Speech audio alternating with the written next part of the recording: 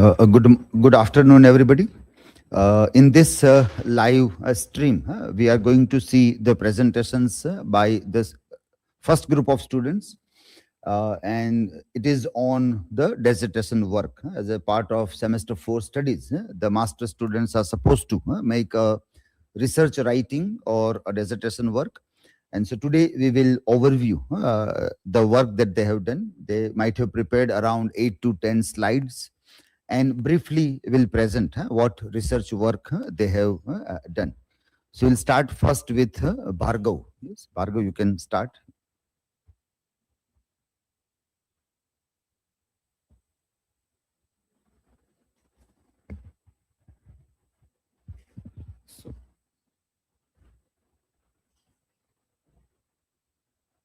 So I have taken this topic, the Regic Agency and Moral Self-Authorization, a comparative study of ambition, power, and the limits of responsibility in Dr. Foster's and Death Note, which is an anime.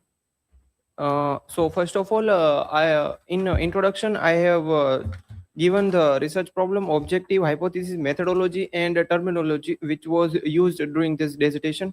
In literature review, I have examined some of the literature or articles which were either supporting or that were done in similar topic as well. And then in the last of that, there is a research gap provided. Then in chapter 3, Tragic Agency and Ambition and Power in Dr. Foster's, I have done a close reading of Marlowe's play here and applied Aristotle's concept of tragedy, particularly hamartia, and how it is not that much relevant to call it a Aristotelian tragedy or a classical tragedy. Then I will, in dissertation, I have introduced modern tragedy by Williams and Charles Green's Individual and Raymond Williams' Modern Tragedy are provided there in that chapter. Then Tragic Agency, Moral Self-Authorization and Absolute Power in Death Note, which is anime again. And here I have explored the self-authorization and the pursuit of absolute power. And self-legislated authority is also reflected there in that chapter. And in the final conclusion chapter, I have synthesized the findings of both chapter and try to review what I was supposed to do and what I have done. Then in chapter 1, I have this chapter established the research context by exploring a relationship between tragedy, ambition, and the power. It introduces the main focus of the study and prepares conceptual framework for entire dissertation. It established the research context, which is tragedy, ambition, and power. And I have introduced two texts, Dr. Foster's and Oba's Death Note, then define a research problem, objective, and questions. Then my hypothesis, the dissertation argues that Dr. Foster's and Death Note portray protagonists whose ambition makes them believe that they have absolute power, while simultaneously enabling them to avoid taking responsibility for their action. Using the concept of tragic agency and moral self-authorization, it demonstrates how both early modern and contemporary narrative explore the ethical limits of power and structural conditions that sustain and ultimately undermine self-authorized sovereignty. Here are my research questions, which I will try to identify throughout this dissertation. The research objectives is to analyze and analyze how Dr. Foster's and Death Note depict ambition as a pursuit of absolute power that limits responsibility, to examine how Foster's and the Light Yagami justify their actions and claim moral authority, to use psychoanalytic concept to understand moral self-authorization without reducing text to psychological case study, and to compare early modern tragedy with contemporary narrative in order to explore the changing models of tragic agency and responsibility.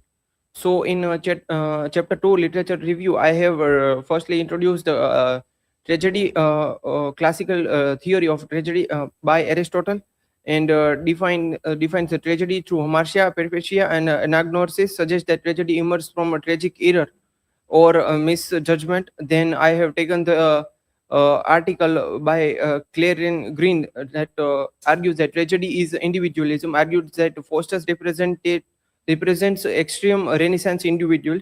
His downfall resulted from his belief in ultimate personal anatomy. Then introduced then in Raymond Williams' modern tragedy, and I have taken Norman J.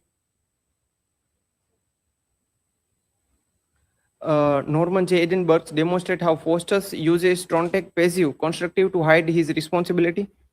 Then here are some other search or research which was done by the scholars.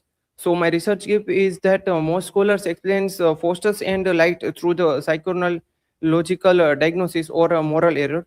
These approaches reduce the characters to psychological case study. My dissertation argues that instead of their tragedies emerge from a tragic agency, where a particularly deliberate and repeated choice and moral self-authorization, which means self-constructed and ethical authority, the pursuit of absolute power while avoiding taking responsibility.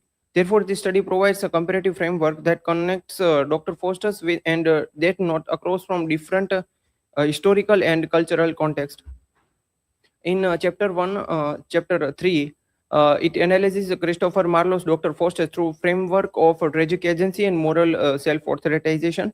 It argues that Foster's tragedy cannot be fully examined through the Aristotle's concept of hamartia, since Foster is aware of the consequences of his action. Instead, his downfall emerges from deliberate and repeated choice, driven by ambition.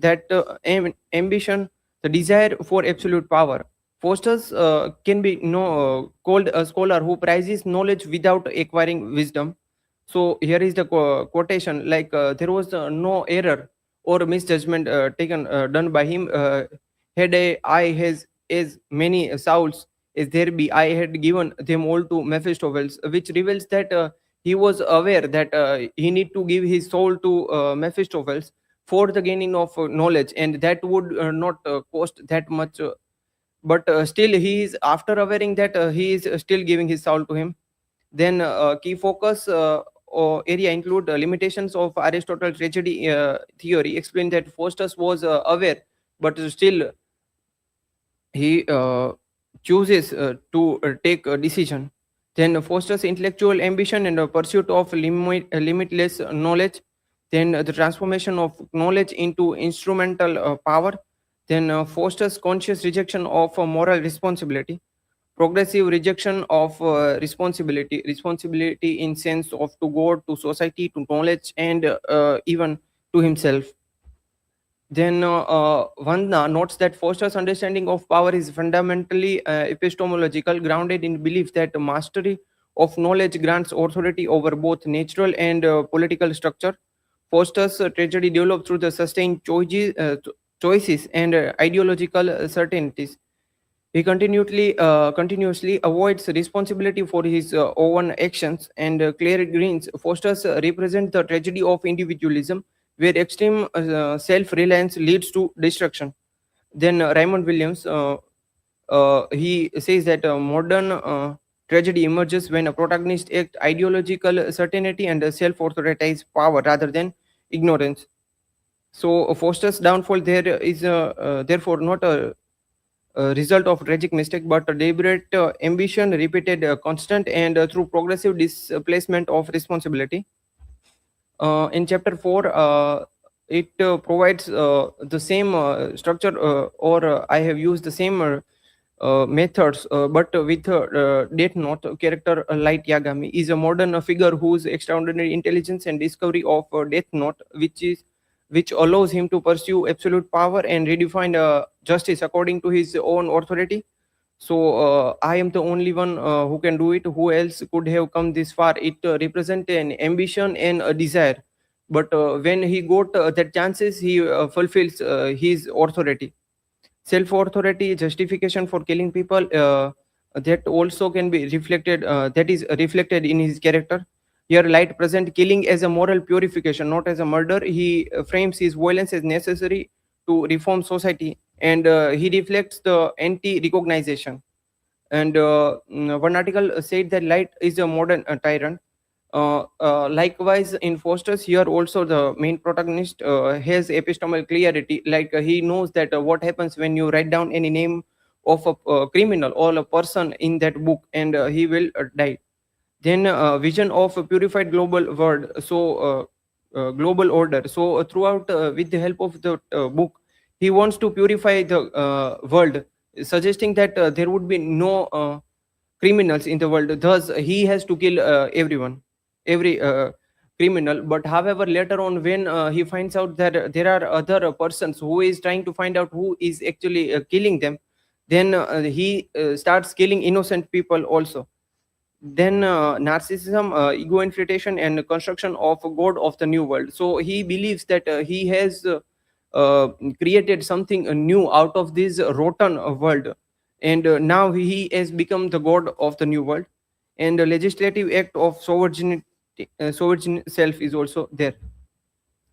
Then Margison argues that light embodies the tension between persona and the shadow, two archetypes structure within Jungian psychology, where a person shows different social value and act differently in a person or in a society. Shadow presents the darker side of any person. Then light merges his identity with the concept of justice. He says also that I am justice. Then removes the moral doubt and strengthens his self authority, authoritize authority. Light downfall does not occur because he misunderstood the moral consequences of his action, but because he believes himself capable of standing beyond them. By depicting protagonist who construct his own moral authority, the series explores how ambition and power reshape the boundary of responsibility in both early modern and contemporary context. Then in chapter 5, I have synthesized and comparative, have done some comparative findings. Then both protagonists pursue absolute power through their intellectual superiority. Their downfall result from deliberate and sustained choice, not from accidental error. And Fosters and Light construct a moral self-authorization to justify their action, to avoid responsibility. Like Fosters also said that it is also it's done for the sake of knowledge in the beginning, but later on we cannot find that he is acting according to that, according to gain that knowledge. In the beginning part, he has done some questions to Mephistopheles, but later on we cannot find he has started to done some trickery or some other things. Then the comparison shows that tragedy emerges when expanded agency is combined with reduced responsibility. So both have either way taken responsibility or ignore the responsibility. Like Foster's also, he has the knowledge, but he did not use it, but forgot the responsibility toward himself. Like what at what limit to gain knowledge it is okay. Then it concludes that tragic agency explained modern tragic figure more effectively than the concept of hamartia. Then there are some limitations also provided in chapter 4. First of all, there is less study done in the comparison with any like play and anime. Then second, anime is emerging subject. Thus, there is less scope in present time to do such a study, and the scope for further research study, like one can do cultural mix study, like how was culture represented it in that play, and how anime, or how in before some past years there were culture presented in both time. So this was from my side. Here is the bibliography, and thank you. Okay, so when you look at your title, so what is your straightforward conclusion to justify your title?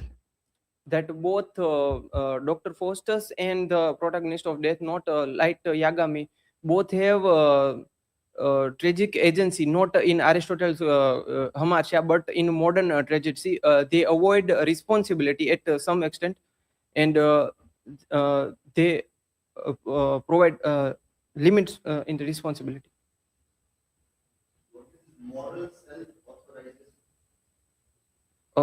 Sir, self-authorization is there, but moral was there in the beginning, so I have not corrected it yet.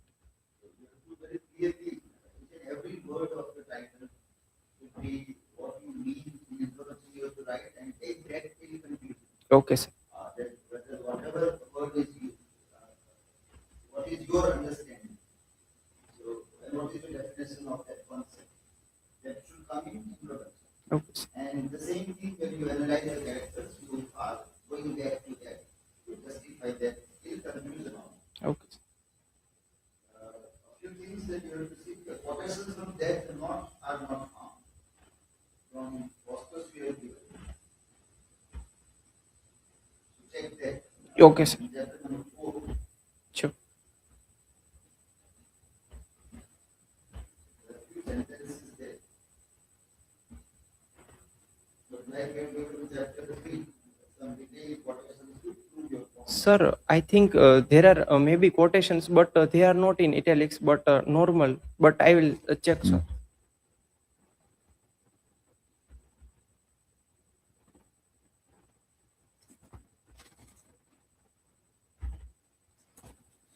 Then,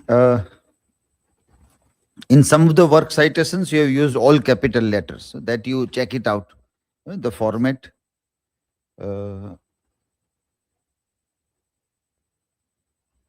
Those who are reviewed in chapter number 2, are they all cited in 3 and 4? Sir, the major which are connected with that, I am using that only. That you have used in the work also. That Yes. that as we have seen earlier, that should keep on coming in chapter 3 and 4. Numbering is not required in bibliography or work cited. It is alphabetical order, but should be indented. First line comes near the margin. All others are hanging paragraph style.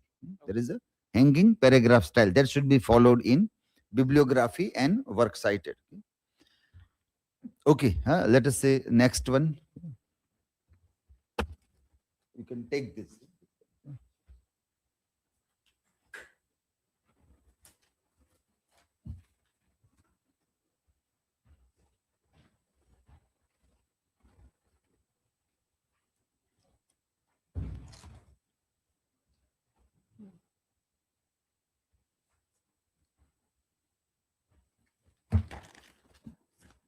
So you all have mentioned this roll number, PG registration number, ABC ID. That all common features you all are using it. First chapter. Paper code, dissertation title, and yes, you can start. Good afternoon, everyone. Today's my topic is existential anxiety and psychological fear in waiting for Godot and the birthday party. This chapterization and chapter 1 introduction. So this post-war drama present fear and anxiety as a permanent condition of modern existence rather than temporary emotions. So I have gone through the two texts, Samuel Beckett's The Waiting for Godot, and the second one is the Harold Pinter's The Birthday Party, and the both published in after the World War II. So the post-war drama present the fear and anxiety among the people, and at that time this anxiety and fear and trauma is permanent condition, not existence rather than the temporary emotions, and traditional beliefs, moral systems, and humanistic values collapse, producing uncertainty and existential insecurity in literature and philosophy. So this study focus in the two texts, particular the Samuel Beckett's The Waiting for Godot, and the second is Harold Pinter's The Birthday Party. And as a key post-war dramatic text, the research argues that existential anxiety and psychological fear operates together, shaping characters' experience of uncertainty, identity crisis, and powerlessness. And it also compares the Bucket's work, Absurd Theater, and the Pinter's Theater of Menace to understand different dramatic representation of fear. And dramatic techniques such as silence, repetition, and ambiguity express modern uncertainty and psychological tension. This is the hypothesis that Waiting for Godot and the Birthday Party dramatize fear not as a response to concrete threats, but as a fundamental condition of a modern existence, where existential anxiety and psychological fear operate together and producing character trapped in uncertainty, loss of identity, and powerlessness.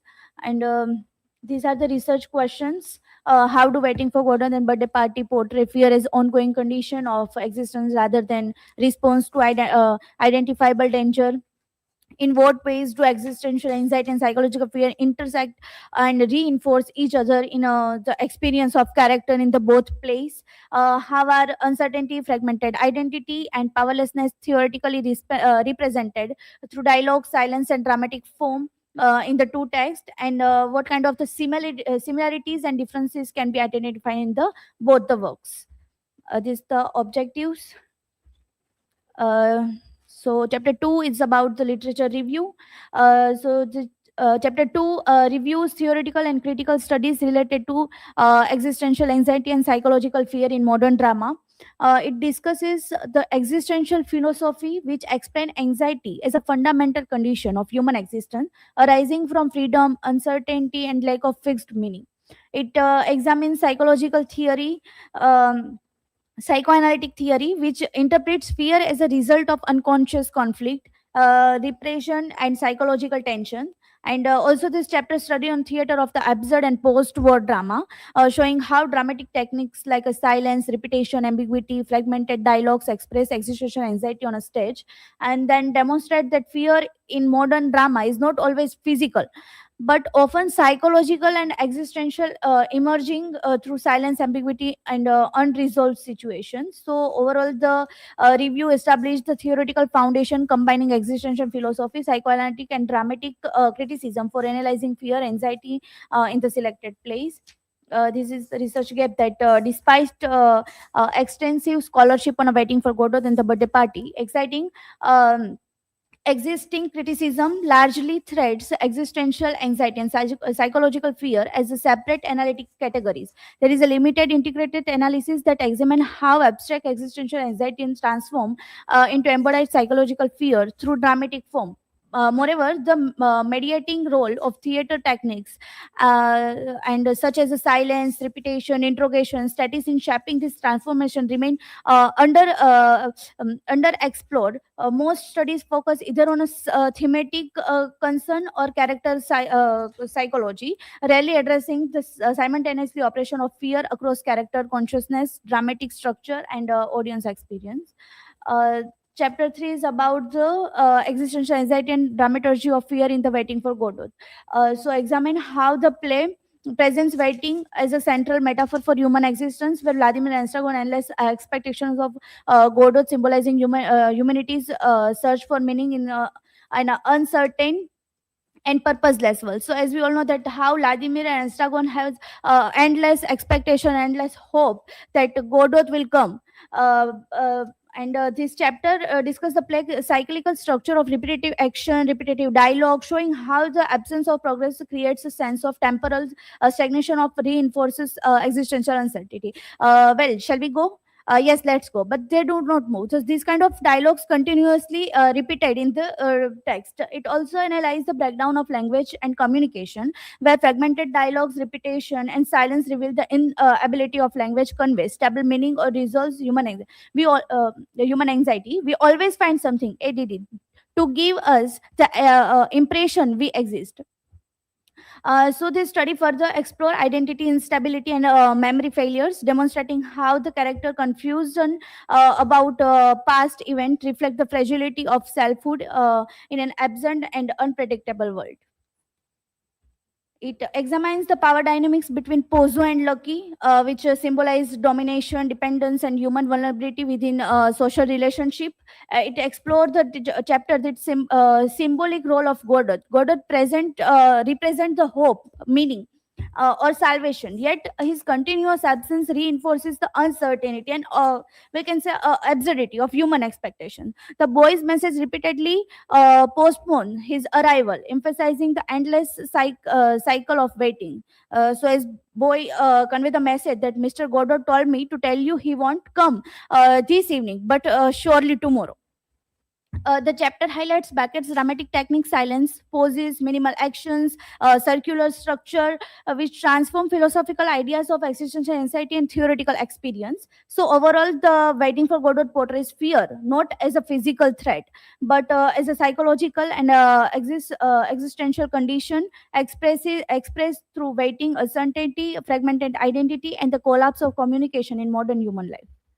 My chapter 4 is about the psychological fear and the theater of menace in Harold Pinter's The Birthday Party. So, chapter examine how Harold Pinter's The Birthday Party transform existential anxiety into psychological fear through instruction, interrogation, and ritual domination. The arrival of Goldberg and Macon disrupts Stanley's fragile existence to create a threatening atmosphere where power operates through intimidation and ambiguity rather than direct violence. This Stanley already suffered from existential insecurity before the arrival of the visitors. Living in isolation at Meg's boarding house, he attempts to hide from society and avoid responsibility. His fear of outsider, or you can say strangers, reveal his fragile identity and the anxiety about the outside world. Goldberg and Macon represent mysterious authority figure whose power remain unexplained. Their interrogation of Stanley demonstrate how authority can impose guilt and domination through psychological pressure. So this kind of question that why did you leave the organization? Why did you betray us? And then analyze that language becomes a tool of violence rather than communication. During the interrogation scene, Stanley is bombarded with absurd and contradictory question that destroy his ability to respond logically, undermine his identity. After the interrogation and the chaotic party scene, Stanley becomes incapable of coherent speech and lose his sense of identity. His transformed into silent and passive figure symbolize the destruction of individual autonomy under the oppressive authority. So this kind of question that what makes you think you exist, you are dead, you can't live, you can't think, you can't love. So continuously interrogation happen with the Stanley Weber. And the chapter concludes the Pinter portrays fear as a permanent condition of modern life. Through Stanley's psychological breakdown, the play reveals how individual in modern society experience anxiety, unstable identity, and domination by unseen system of power. This conclusion, finding the scene waiting for Godot, anxiety exists before any dramatic incidents. In the birthday party, Stanley's psychological vulnerability precedes Goldberg and Macon's arrival. External threat merely activates internal instability, and then existential anxiety and psychological fear. That one condition, the contribution is proving that these are not separate categories but mutually reinforcing forces. And existential groundlessness enable psychological terror.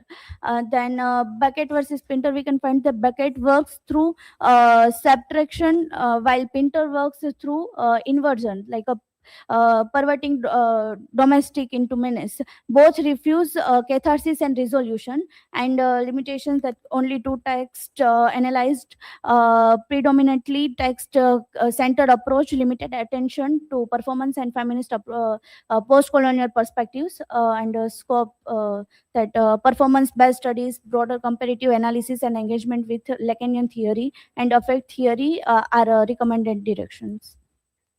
This is the bibliography. Thank you. So, which part of psychological fear you are dealing with? In the character, You refer to Sigmund Freud. Freud. Yes, Which idea of that fear that Freud has talked, which you are using here?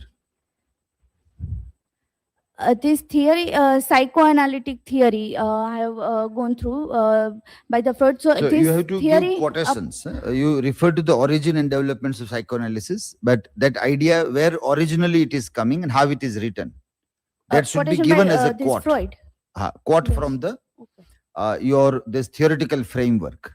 Not only general things that repression and unresolved trauma produce neurotic symptoms and anxiety, but what actually is written there. How is it written by Sigmund Freud? That you have to bring as a quote.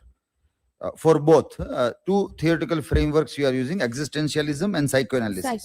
Yes. So for both you have to bring the quotations from Original quote. the primary text which you are using for your theoretical framework.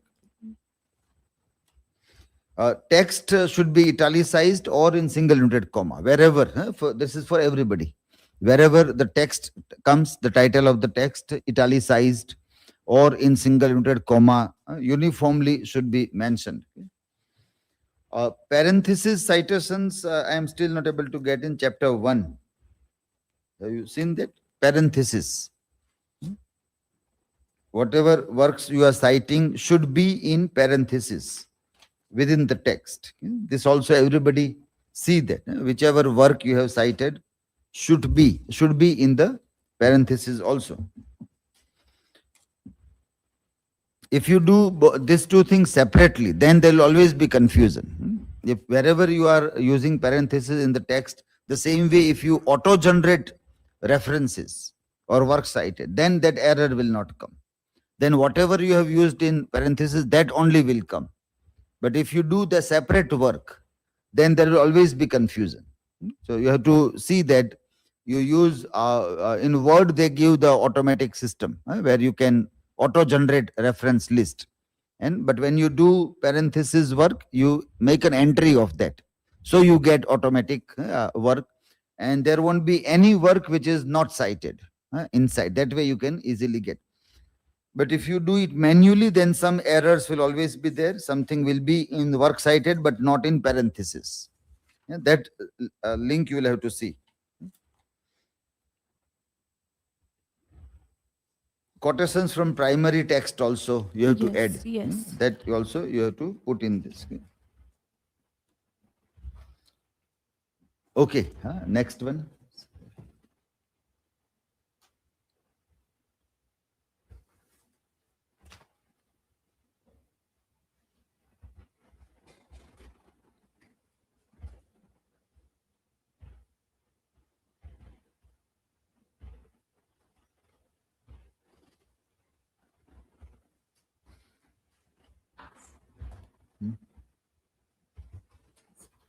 This last one.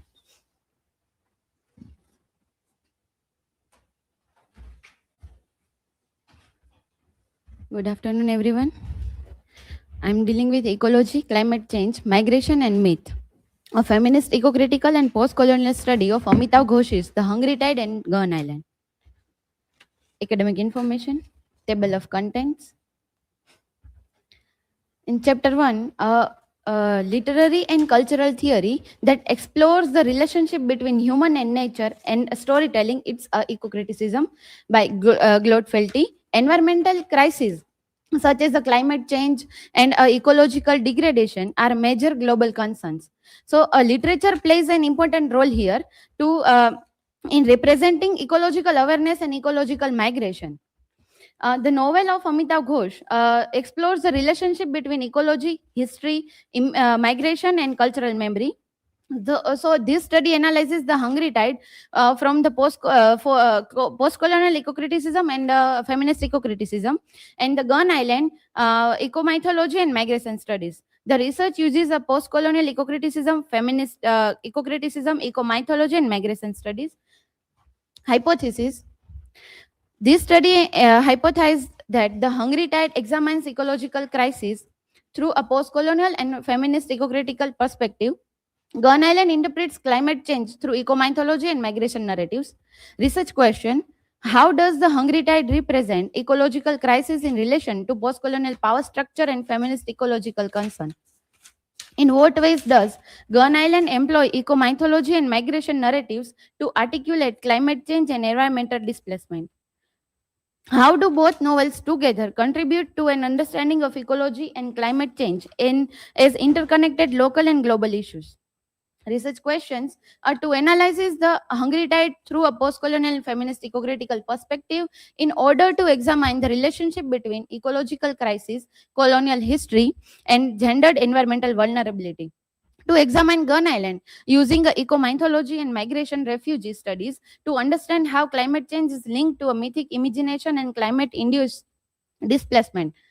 To comparatively explore how Amitav Ghosh's two novels represents ecology and climate change across a local and global context through distinct theoretical framework. Chapter 2, Literature Review. Eco-criticism examines the relationship between literature and the physical environment, emphasizing how literary text represents ecological consciousness. Then Lawrence Buell argues that environmental literature helps shape ecological imagination and ethical awareness of nature. Then Rob Nixon's slow violence idea. He say that environmental destructions are not occurs sudden, but it appears as a gradually. This perspective establishes the theoretical foundation for analyzing ecological crises in contemporary literature, including the fiction of Amitav Ghosh. Postcolonial eco-criticism examines how environmental degradation is connected with colonial histories, resource exploitations, and global inequality. Then Gard's argument that feminist eco-criticism further highlights the relationship between the gender hierarchies and ecological exploitations, emphasizing how women often experiences environmental crisis differently. Uh, However, most studies examines these themes separately rather than comparatively, so which leads to the research gap addressing in this work. So research gap is while existing scholarship discusses ecological crisis, gender, myth, and migration in Amitav Ghosh's fiction, there is a limited comparative research that integrates post-colonial studies and feminist eco-criticism in The Hungry Tide with eco-mythology and climate-induced migration in Gun Island. This research gap finds how all this theory apply on myth and how myth is used here in these two texts and connect to a global ecological crisis. In chapter 3, A Hungry Tide, through ecology, power, and post-colonial context.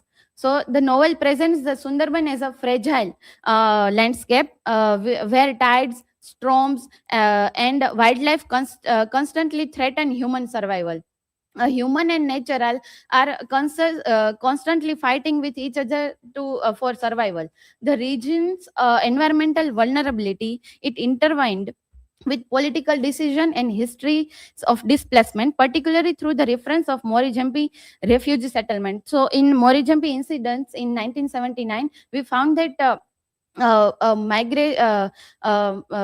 marginalized peoples are forced to displaced by forest policies. So Ghosh here represents Morijampi refugee settlement in the Hungry Tide. Refugees from East Pakistan are denied. Settlements rights in the forest region, demonstrating how state authority access to a land and ecological resources. So this episode illustrates that environmental conflict in Sundarban is shaped not only by nature, but it is also by a post-colonial and political histories of marginalization and social exclusions. Then gender and ecological knowledge. So the character like a Pia, marine biologist researching Irrawaddy dolphins and Gangetic dolphins, represents a scientific approach to understanding a fragile ecosystem.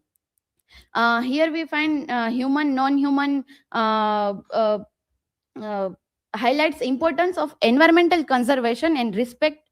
Then at the same time, local inhabitants depend on the forest and rivers for survival, creating a dangerous interactions between a human and nature. The interaction between Pia and Fakir demonstrate how ecological understanding emerges from both scientific knowledge and indigenous environmental experience. So, in the starting of Pia's research work, we find that she easily find in her research work of dolphins and all those things, but salt water rising through due to a salt water rising, dolphins change their path. So she faces some problems in her scientific work, research work. So Fakir here is represented in the indigenous knowledge who guide Pia for her research work. The narrative therefore reflects how ecological crisis is connected with gender experiences and social inequality, illustrating the link between environmental exploitation and gender hierarchies.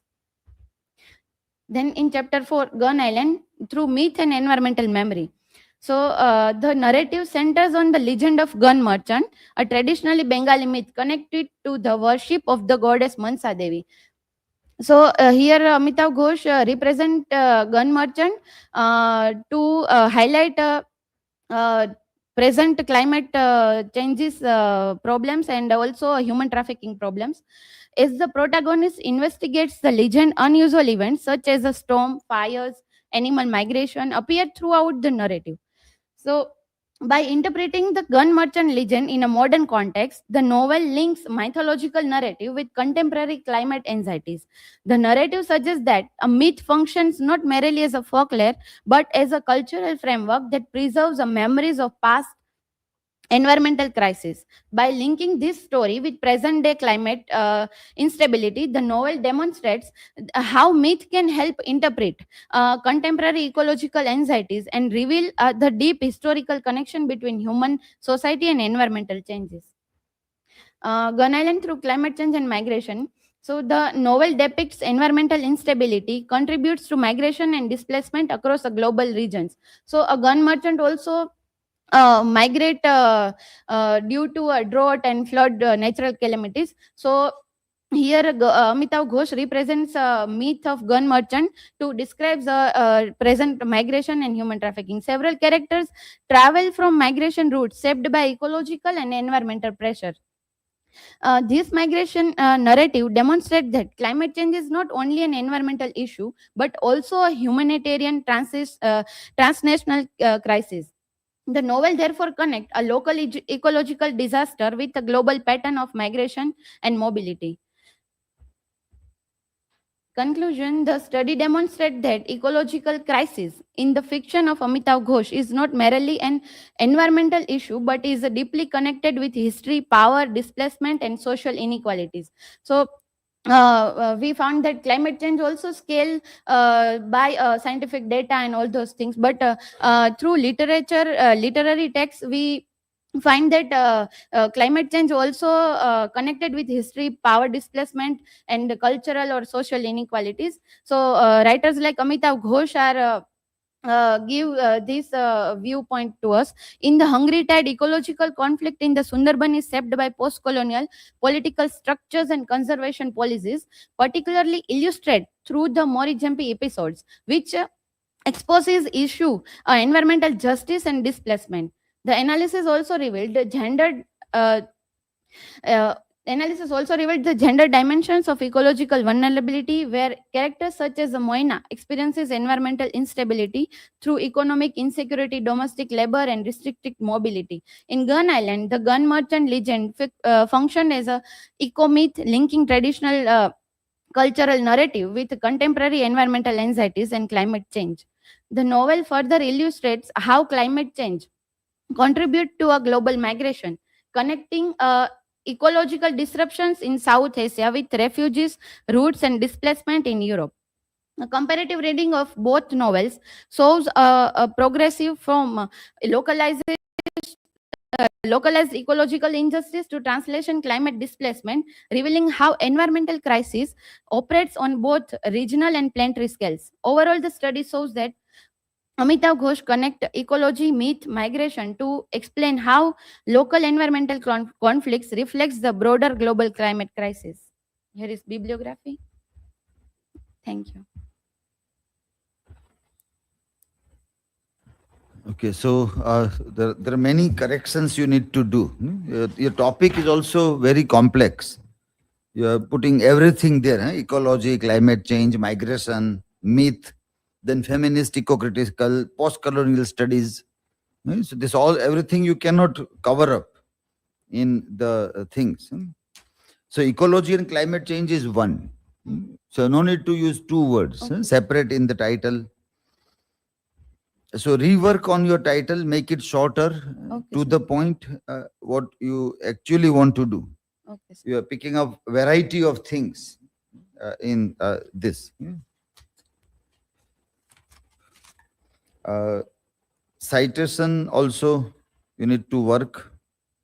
Quotations from critics, theorists are missing. Okay, sir. Primary text also quotations are missing. So this also you have to work a lot on. In bibliography, you can put primary and secondary source, separate one.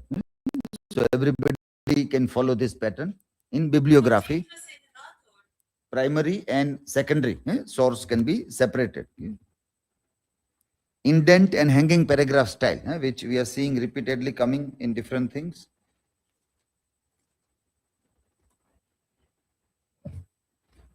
year of publications should be there in your reference list, which also is very much incomplete here. Okay, sir.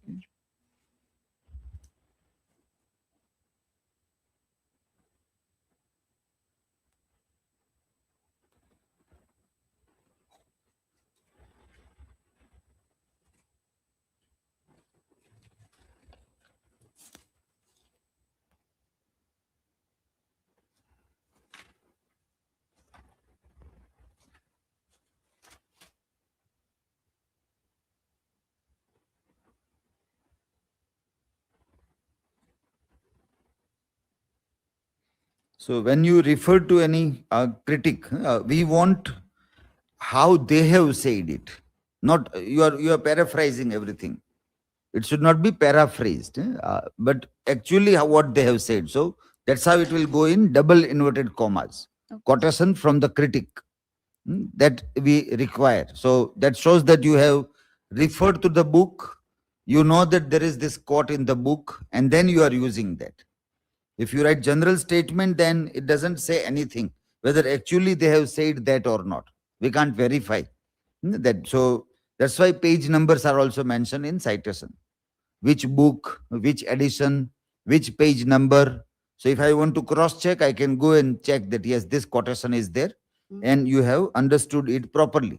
Otherwise, when you use general things, it doesn't make any sense. This is also for others also.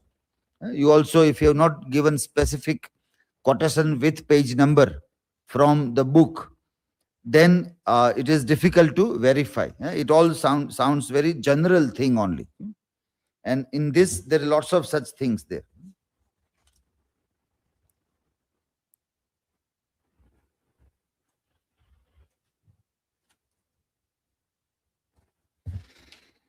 Okay, so you still need to work a lot from title to lot many things that you have to do. And don't pick up so many things, variety of things. Narrow down your title as in the initial part we suggested, and then dig deeper. Dig deeper and see. Don't just move on from one topic to another topic without going deeper into the. Okay, next one.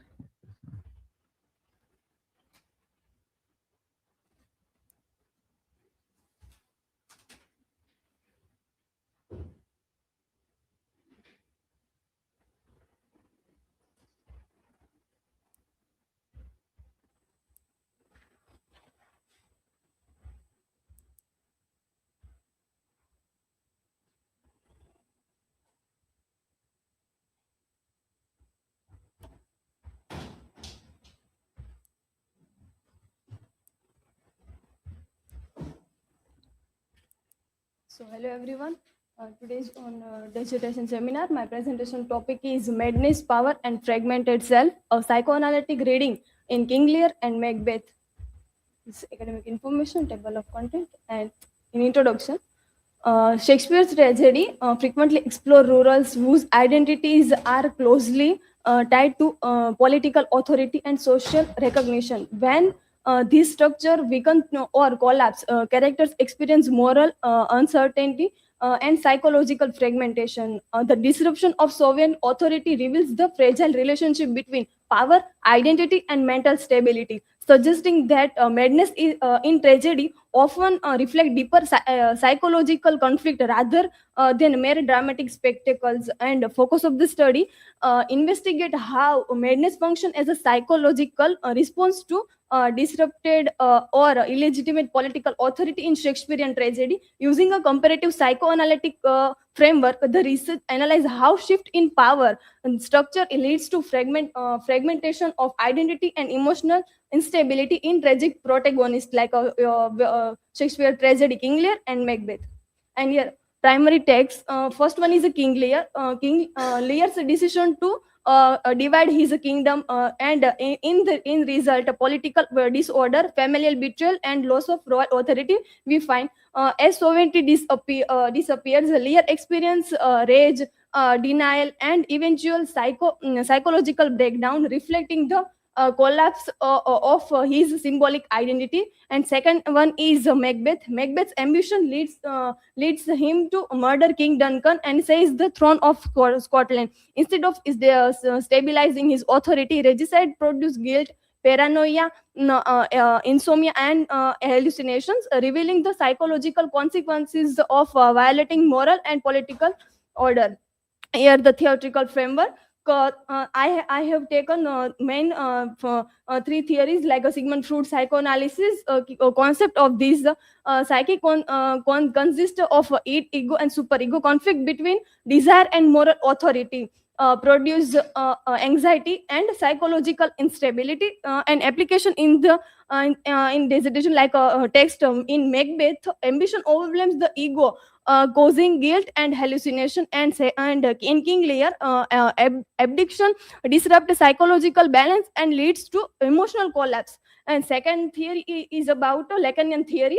And concept of identity is a form through the symbolic order, language, and social recognition. When symbolic structure collapse, the self becomes fragmented. And in an application, we find Lear's loss of a kingship and Macbeth illegitimate rule destabilize symbolic authority, producing identity. And Millen claims Clananian psychoanalysis, paranoid, scared, and anxiety causes the ego to split object into good and bad to manage fear and aggression. Macbeth's paranoia, hallucination, and fear of betrayal reflect psychological splitting and persecutory anxiety.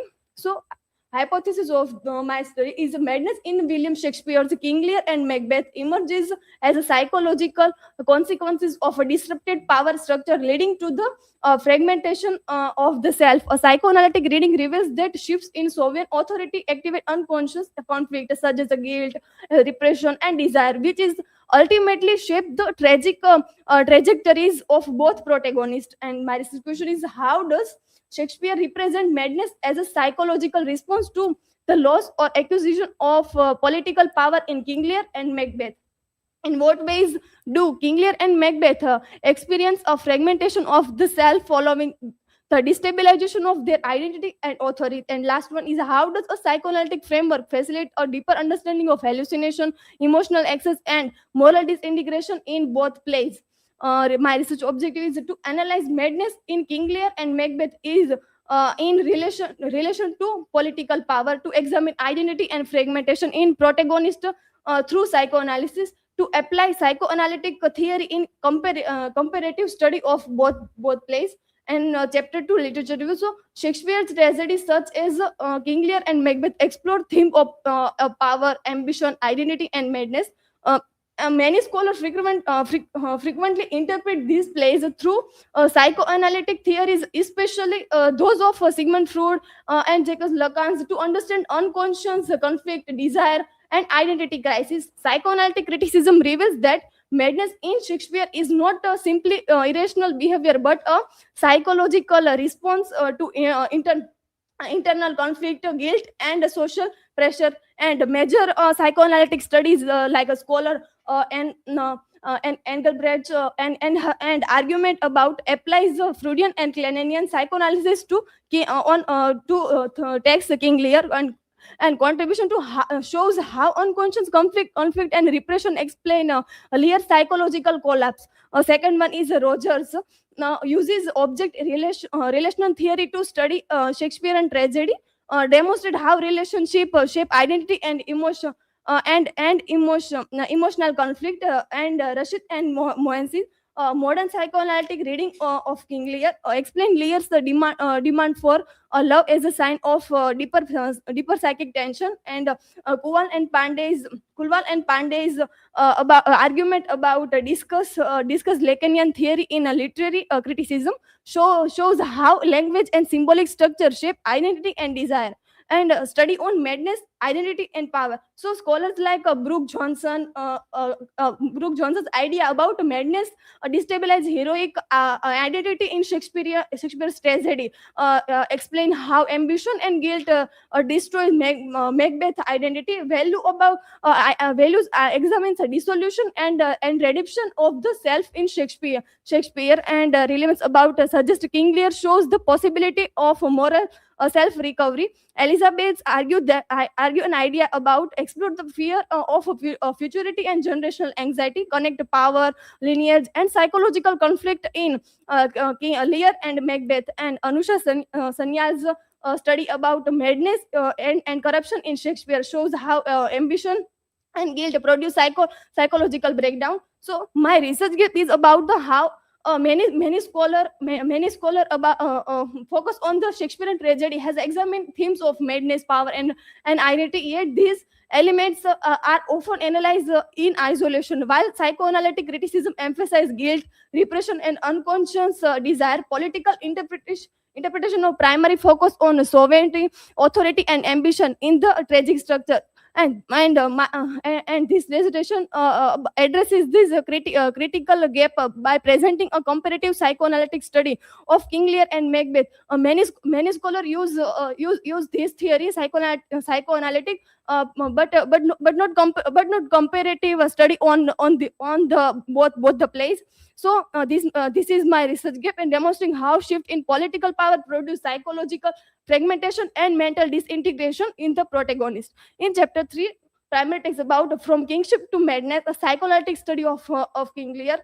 This chapter analyzes King Lear through a psychoanalytic framework in order to explore the relationship between political authority, identity, and madness. Lear's decision to divide his kingdom and initiate a psychological crisis as the loss of Soviet.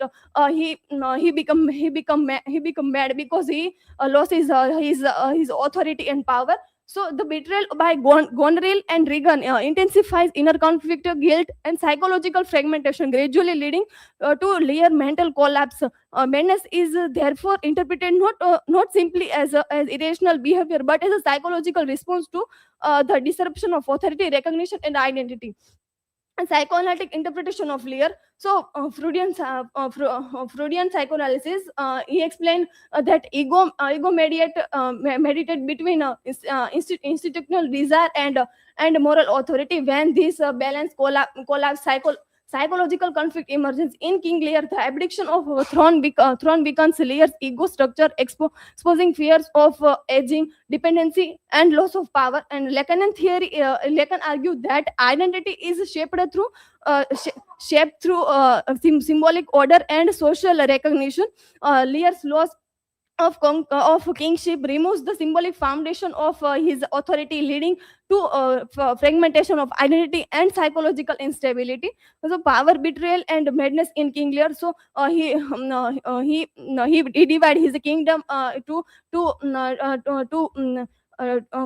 the love test of his daughters, and they both are betrayal to her father, and destroys and so how this is the destroy the symbolic support of Lear's identity, intensifying psychological collapse. And through madness and suffering, Lear gains tragic insight and empathy for human vulnerability, though reconciliation with Cordelia cannot prevent the final tragedy. And in chapter 4, ambition, guilt, and psychological fragmentation in Macbeth. This chapter analyzes Macbeth through a psychoanalytic framework, so exploring the relationship between ambition, political power, and psychological instability. Macbeth's encounter with witches initiate a profound inner conflict between moral and restraint and the desire for sovereign authority. The murder of King Duncan constitute a transgressive act that disrupts Macbeth's moral consciousness and destabilizes his psychological equilibrium. And tyranny, paranoia, and hallucinations emerge as a manifestation of guilt, repression, and collapse of symbolic authority, resulting in the fragmentation of Macbeth's identity. Here the psychoanalytic framework. So Freudian psychoanalysis, he argued that psychological conflict arise when instinctual desire overpower moral restraint. In Macbeth, ambition reflect the dominance of the id, while guilt, hallucination, and anxiety reveal the continuing pressure of the superego. As we know about the Macbeth, Macbeth gained power and authority from the doing crime like murder of King Duncan and all those things. Then Lacanian theory, Lacan suggests that identity depends on symbolic authority and social legitimacy. Then ambition and moral conflict. The witch's prophecy weakens Macbeth's latent ambition and unconscious desire of power. I have taken two selected quotes from the original text. First one is fair is a fall and fall is fair, and second one is about tomorrow and tomorrow and tomorrow. And they both are represent deception and repression, and also about Macbeth's self-realization. So here the guilt, hallucination, tyranny, and psychological isolation in Macbeth. So as we know, the hallucination of dagger symbolize Macbeth's unconscious conflict between moral restraint and violent ambition. The appearance of Banquo's ghost reflects a repressed guilt and fear of exposure, manifesting as a psychological disturbance and paranoia. Unlike Lear, Macbeth does not achieve emotional reconciliation or tragic insight, emphasizing the destructive consequences of unchecked ambition and illegitimate sovereignty. So here the comparative analysis. First one is King Lear and Macbeth. The origin of madness, loss of in King Lear, loss of sovereignty and filial betrayal by his daughters, and in Macbeth registered leading to guilt and paranoia. Second one is a psychoanalytic driver, narcissist warmth and loss of recognition, and in Macbeth unconscious desire, repression and ambition, nature of fragmentation, gradual identity collapse after loss of authority, moral disintegration after unlawful power, and hallucination and madness. Storm reflect Lear's inner turmoil, and in Macbeth, Dagger and Banquo's ghost reveals repressed guilt.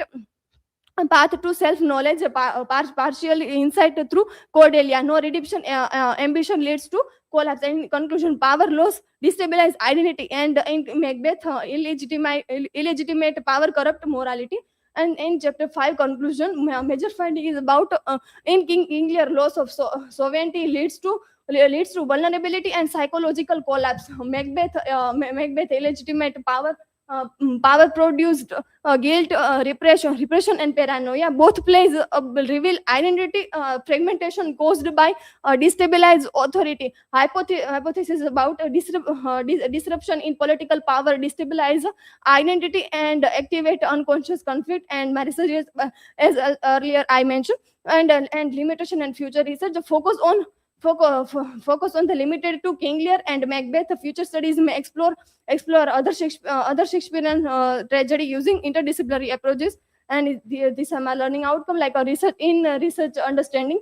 This research helped me understand how Shakespeare and connect political authority and destabilize and theoretical knowledge and critical analytic skill and academic perspective. And these are my bibliography.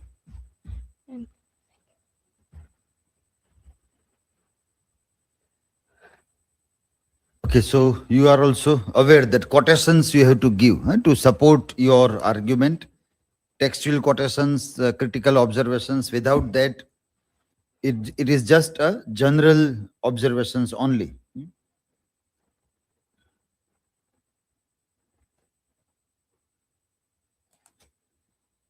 In the title, you have used reading in, reading of you have to do.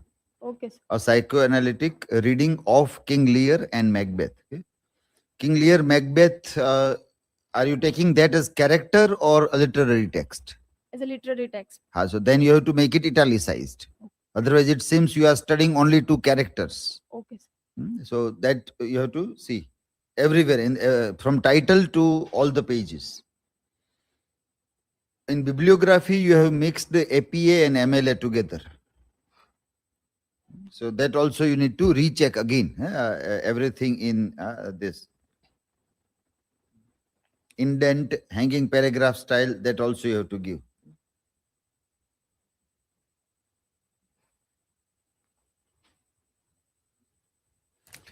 Remove this in between, wherever this in conclusion, overall, this generative AI expressions that keep on coming in between.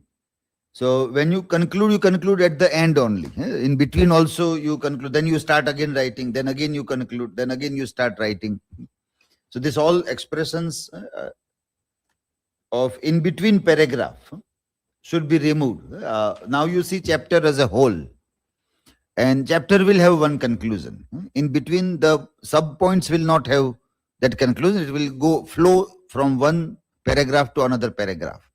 So you end that paragraph as if you are leading into next paragraph, and then final conclusion comes at the end of the chapter only. These are all instructions for everybody also. I mean, might not have pointed out in previous or those who will come, but you also have to see that the same things, if it is in your case also, then you have to rectify it. Okay, next one.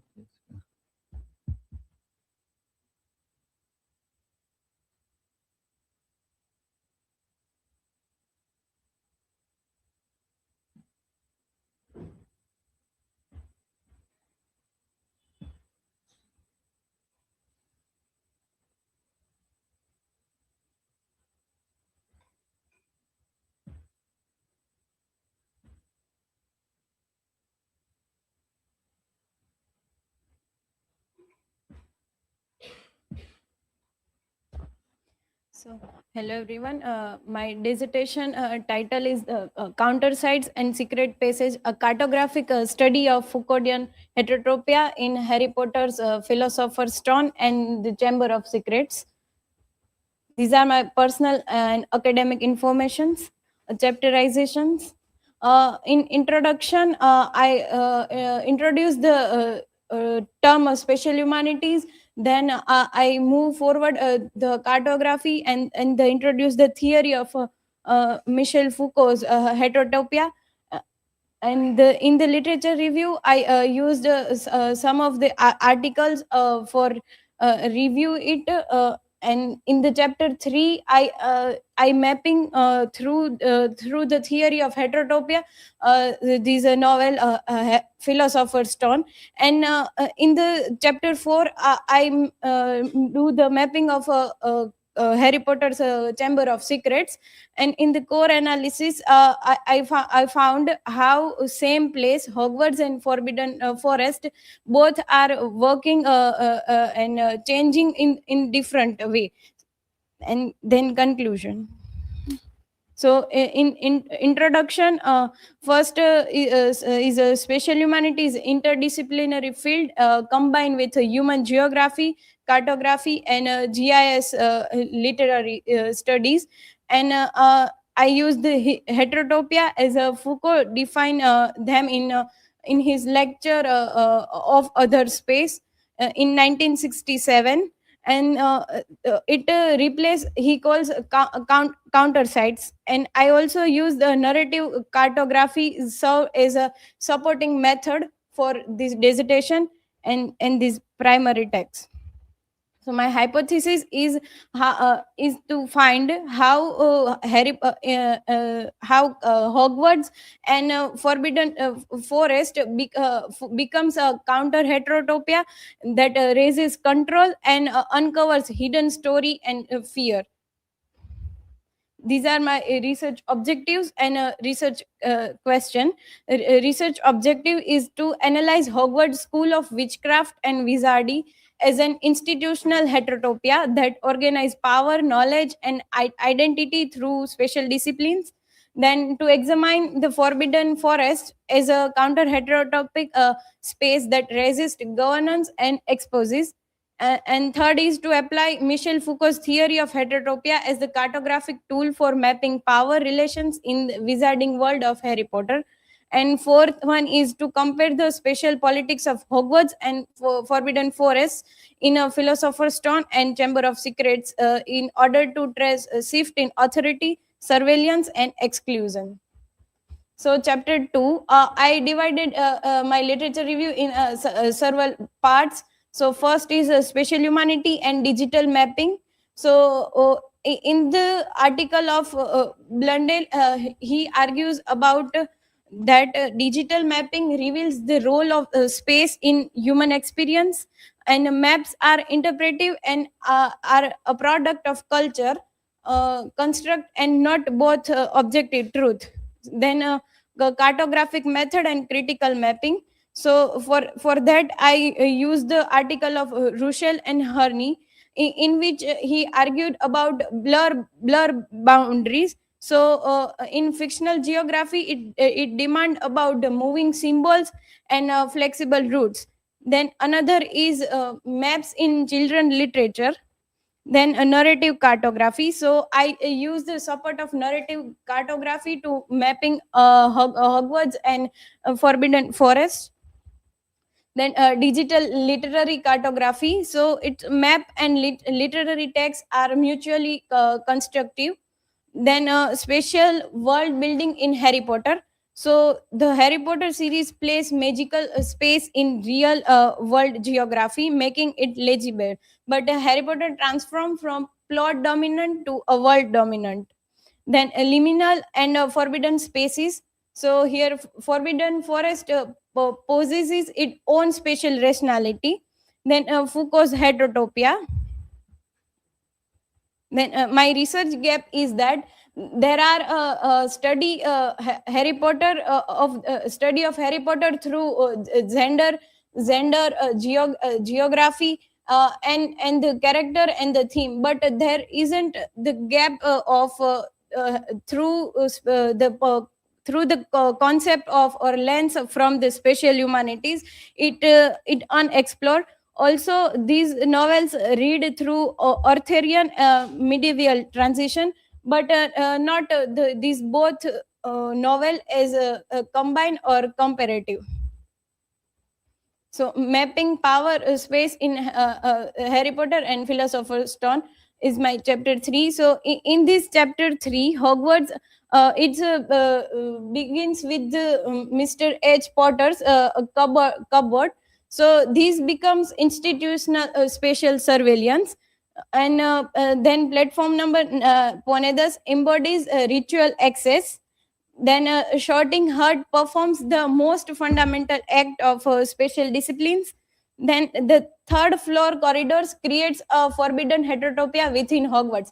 So for the mapping of these novel, first I classify all the location of the novel in this spatial humanities according to it, and then I do the classification as per theory of heterotopia, and then I do the mapping of it. So moving further, Forbidden Forest is in the ground that territorially it's a part of Hogwarts. Then Harry encounter Voldemort drinking unicorn's blood. So in the forest. So here the forest exposes Hogwarts' illusion of perfect safety. So I doing the cartography in a 3-stage process. As I mentioned, first I founding the spatial locations, then a heterotopic classification, and a cartographic visualization. So basically, this is the cartographic mapping that I have done. It's the journey begins from the left bottom of a private drive under the cupboard, and then it's move on diagonal alley, then this reptile house, then platform number Ponedas, and the Hogwarts. And at the upside of Hogwarts there is a Hogwarts Express. So it becomes a ritual or for the entry in the Hogwarts. So according to this heterotopia, there are the place which have their own rituals or their own on rules. So as we have in our schools or in our hospitals, there are different kind of rituals or their rules according to that place. So here the right side of these Hogwarts, moving streets and this Quidditch pitch and the Forbidden Forest, these all are represent incompleteness of the world. Then chapter 4, mapping power, fear and counter memory in Harry Potter and the Chamber of Secrets.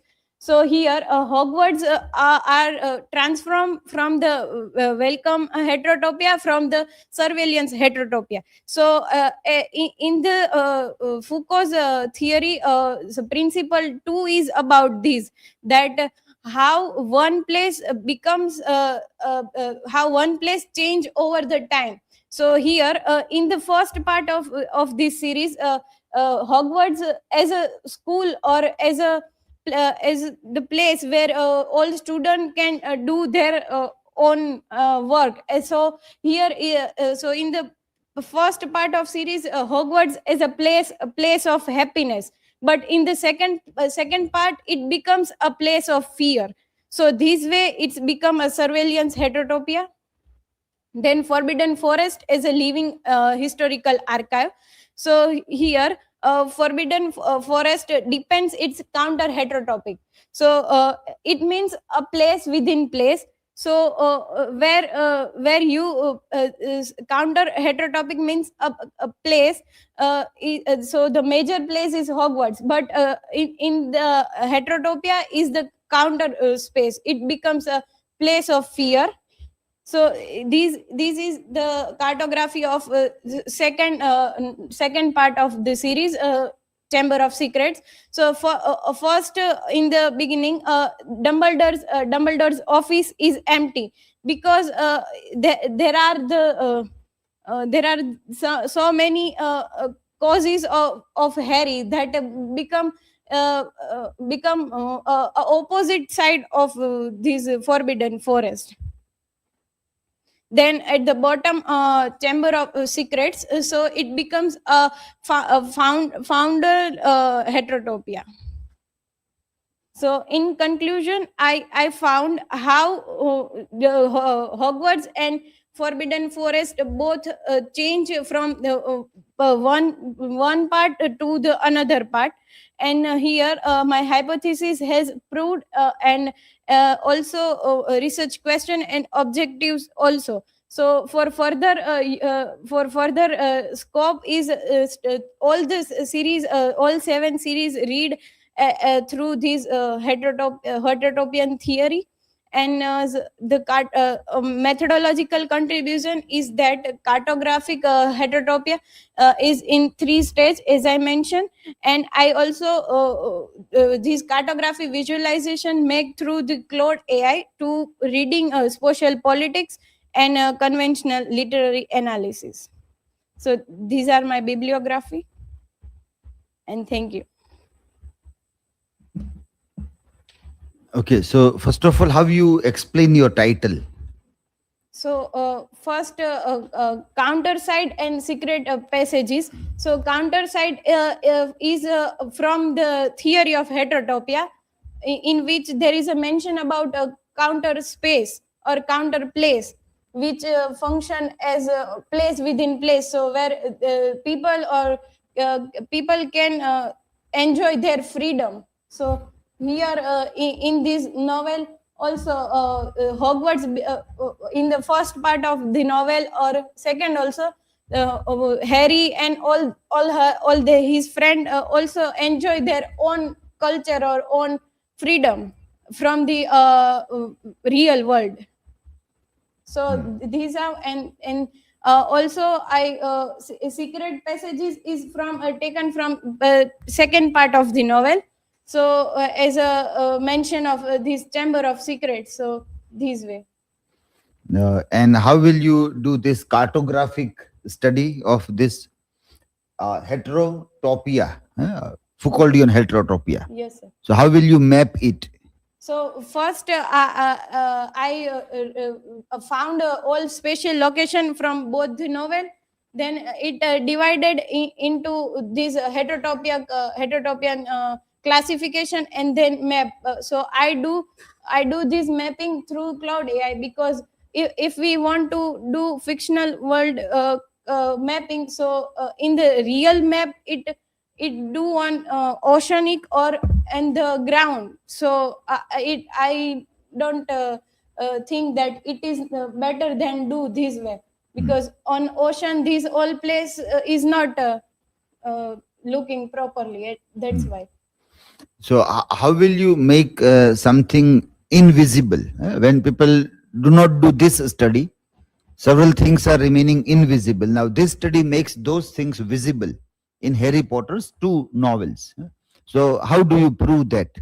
That what things that were invisible are now visible through this study?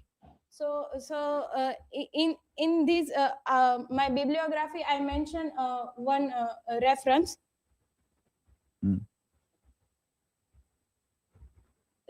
These first is Blunden David about spatial humanities. So these and another is this Harry Potter's world critical. So through these both articles I do this that and also there is a Arthurian Arthurian reading of these both novel, but not through these theory. So this way I prove it. But exactly, can you name 1 or 2 things that this was normally, this would remain invisible, Okay, but sir. through this study it is visible? So sir, as a surveillance heterotopia of Hogwarts. So these point, and the another is the in Forbidden Forest is become a place of fear. So through these both places study, I prove this. Okay, fine. All other suggestions which are given to the previous students, that also you have to apply here. Okay? Okay, sir. Yes, next one. Yes.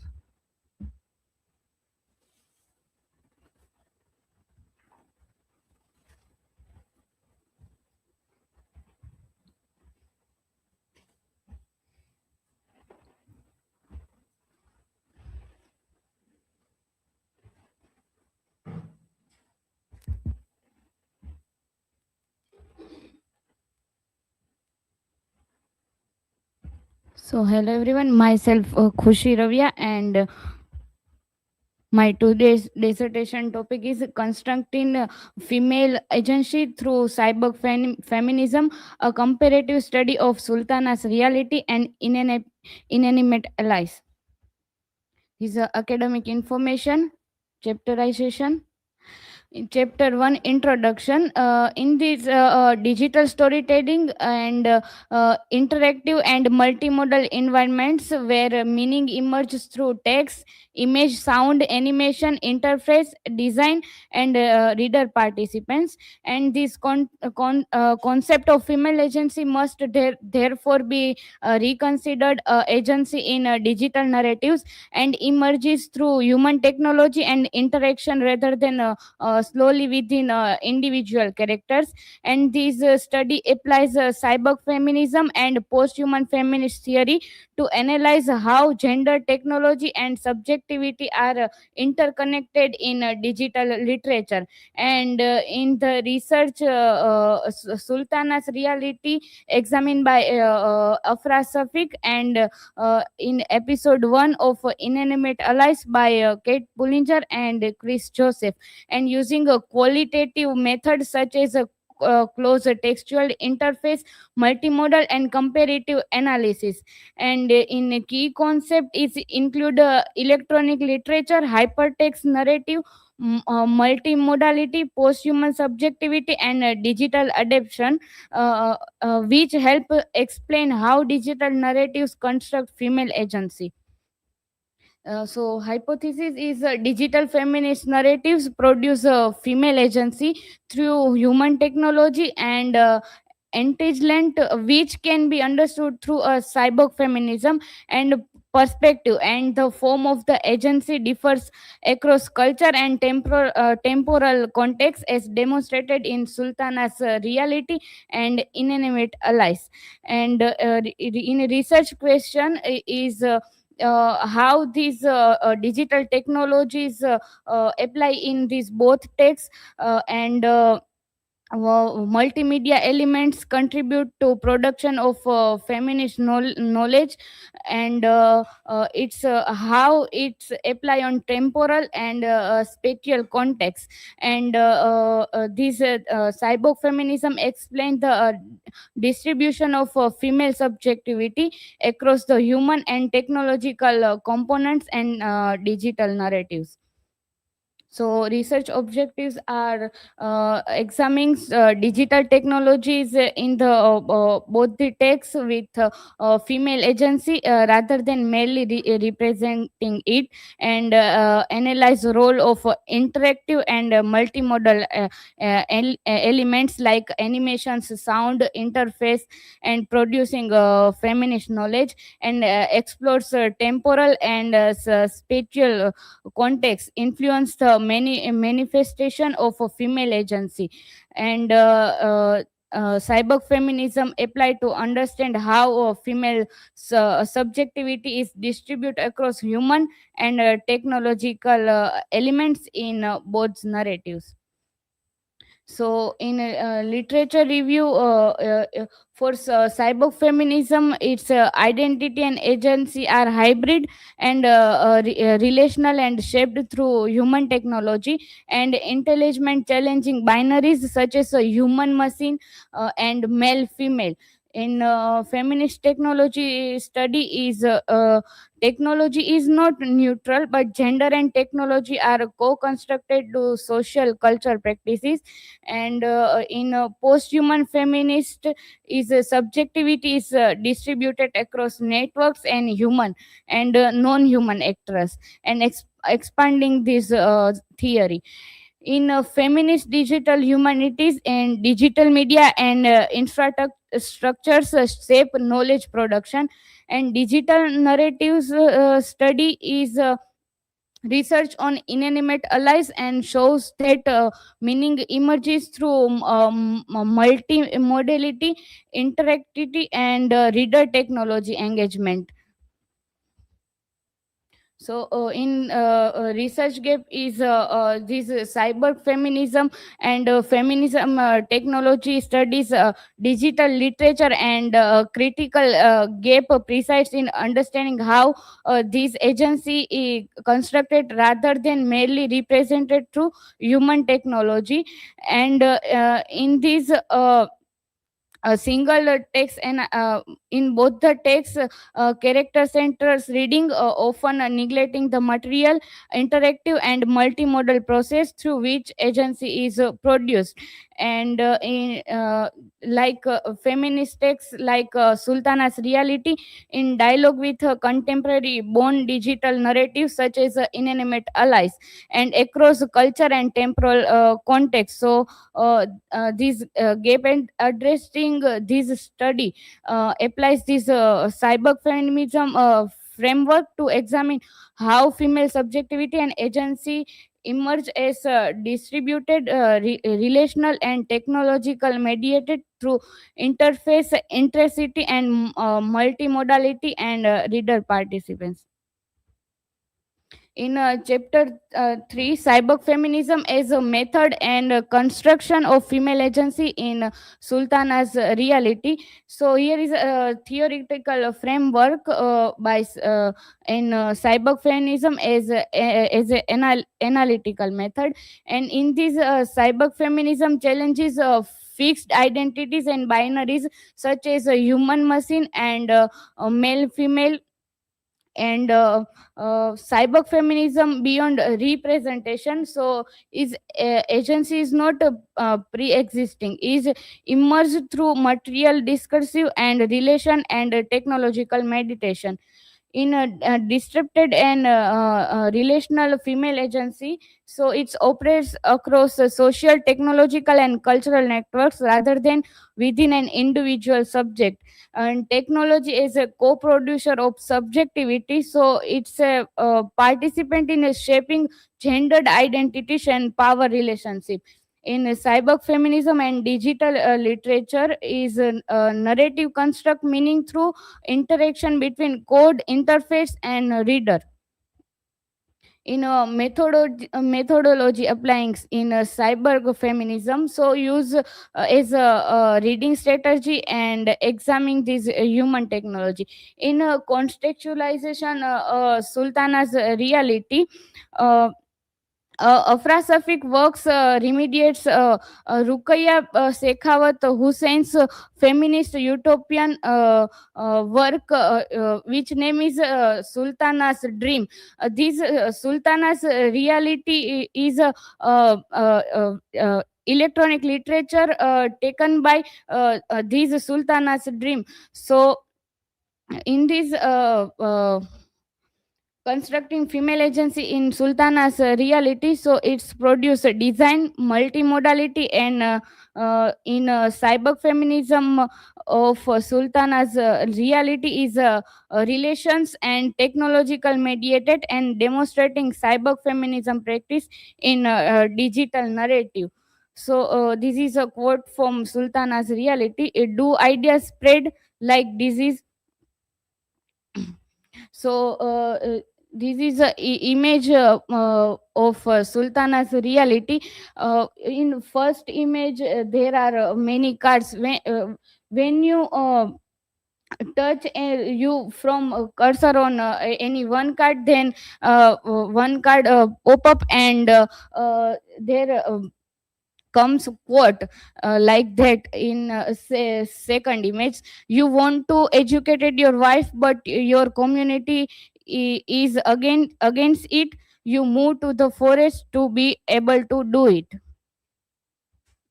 So this is image of from chapter 5, when is the end of beginning. And here you see the Hindi text visual, and ये कहानी खत्म है या शुरुआत होने को है. So it's a visual connects with South Asian linguistic presence, showing temporal and cultural remediation. And its screen represents layer digital collage, combined text, maps, consultation, and symbolic imagery expressing feminist grief and injustice. Like this: oh God, what agony is this? I will burst into tears if I write more about injustice. So in when you click on this image, when you find this type of display is a pop-up citation of Muktabai's anti-caste essay. So it connects 19th century and anti-caste writing with digital media and showing how feminist knowledge travels across time from a cyborg feminist perspective. And it's linking history, technology, and feminist resistance. In chapter 4, distribute feminist agency and transmedia subjectivity in inanimate allies, considering I'm not accessible all the episode of Inanimate Allies, but I only assess of episode 1. So my study focuses on only episode 1.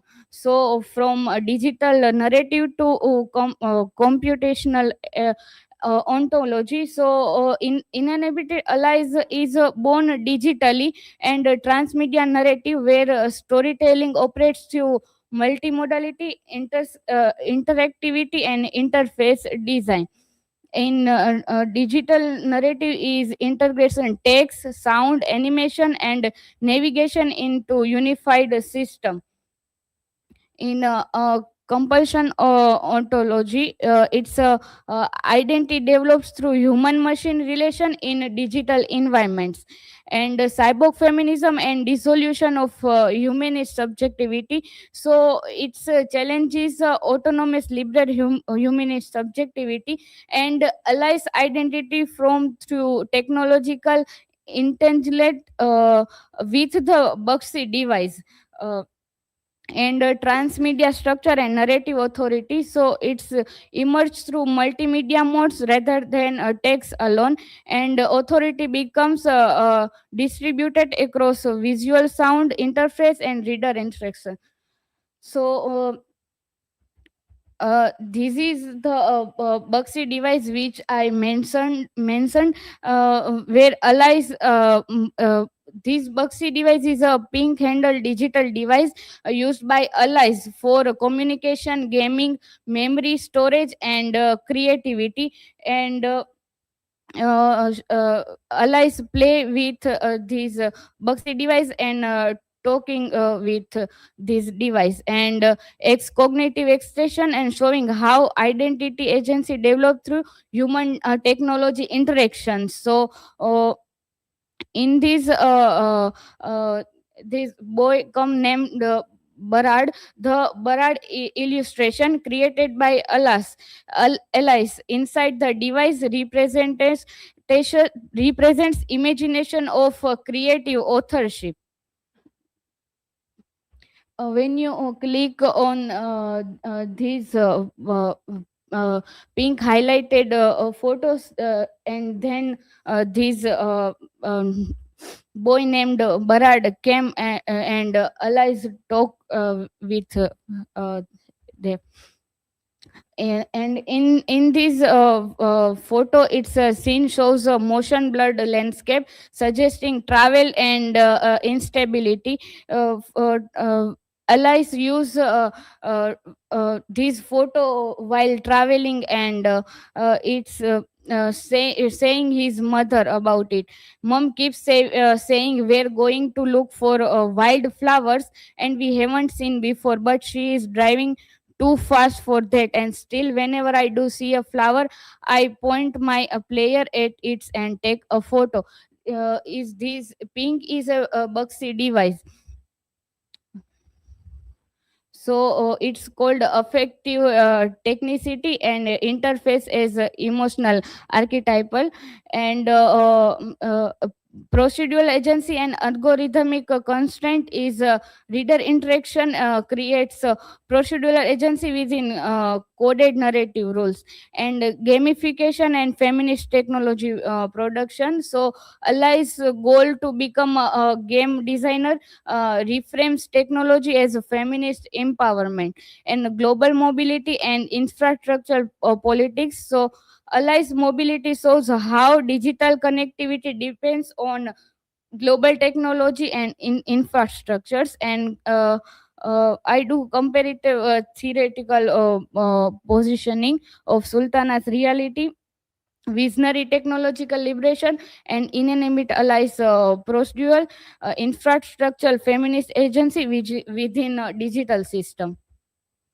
So in conclusion, in this study examine how digital feminist narrative construct female agency through human technology entanglement using a cyber feminism through comparative analysis of Sultana's reality and inanimate allies, and in find agency is digital literature is produced through multimodality interface and reader interaction, and Sultana's reality present a visionary utopian agency where technology symbolizes feminist empowerment, while inanimate allies shows a procedural and infrastructural agency emerging through devices, code, and interaction, and study traces the evolution of feminist agency from technological imaginations to computational ontology, and highlight distributed subjectivity across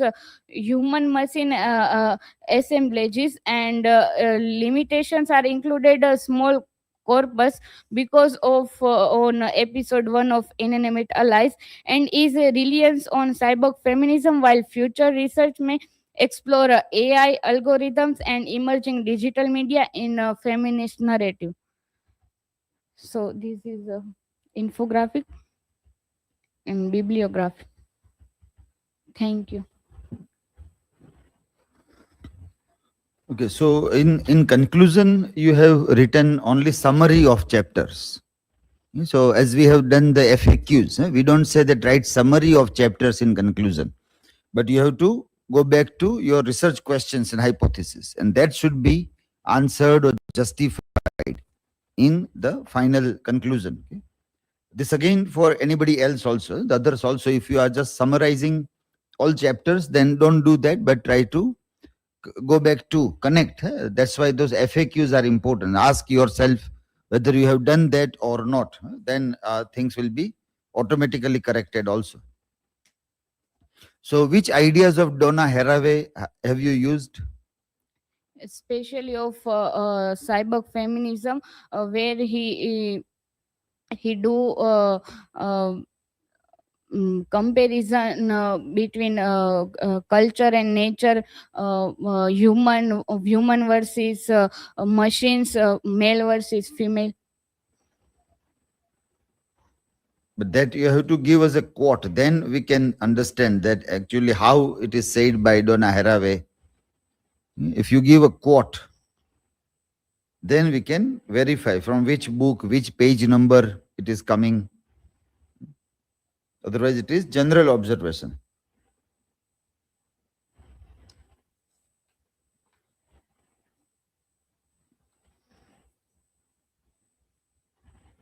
So how this female agency is constructed through engagement with digital technologies? Can you repeat, sir? How is female agency constructed through engagement with digital technologies?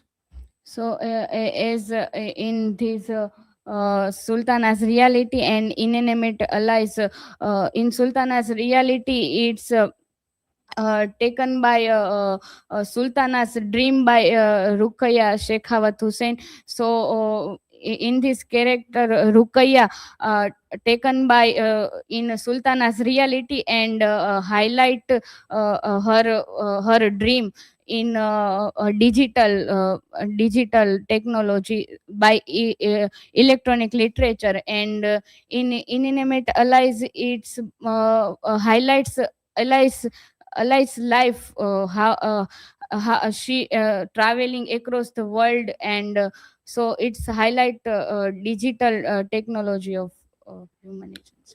But can they not do that without digital technologies?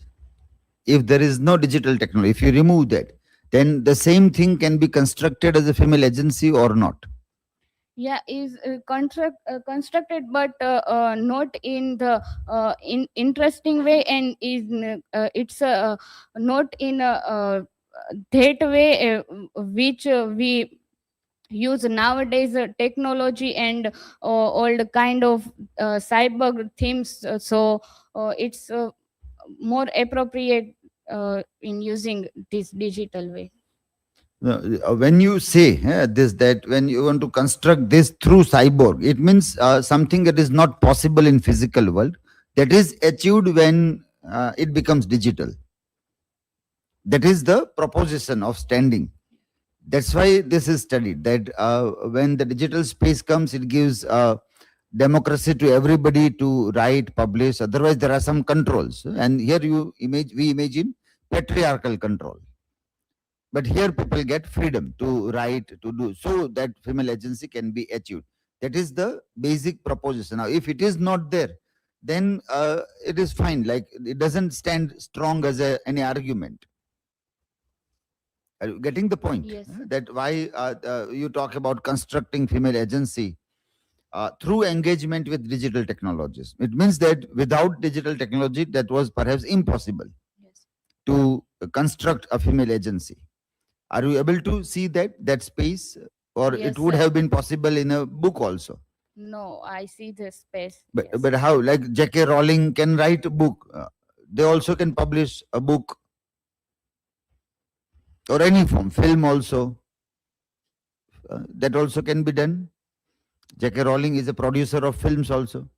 So nobody's stopping. Like once upon a time, people were not allowing women to write novels or that. But now, in such case, they are film producers, directors. Then what way this plays a vital role? Yeah, so it's a as you mentioned, it's give a freedom, more freedom to write things. So I think this is a main concern.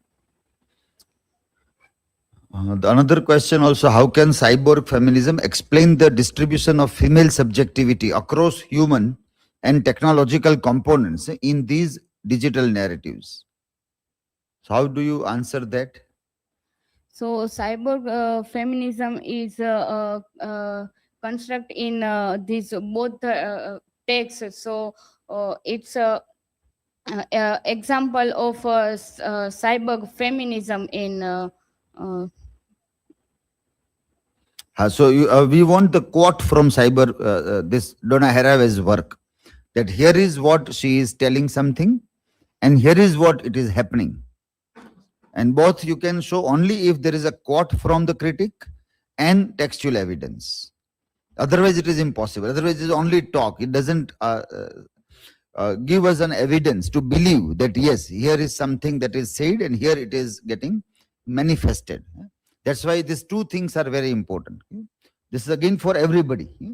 If you will not have these two things, then your work will not stand strong. One, textual evidence from all the reviewers that you have reviewed, their theory, what they say, what is their language, how they put that thing, don't pick up general observations. What is that quotation? Where is that paragraph? Where they are saying what you are believing. So whichever theoretical writers you have picked up, you say that this theories say this. So the question should come to you. Where and how is he saying that? On which page number this thing is written? That you have to pick up. Then only you will be able to confidently answer that this is here and here it is manifested. If these two things will be lacking, then it will be difficult to justify your position. Okay, other things like the other students that we have given, that all you have to do. Okay, next one. Yeah.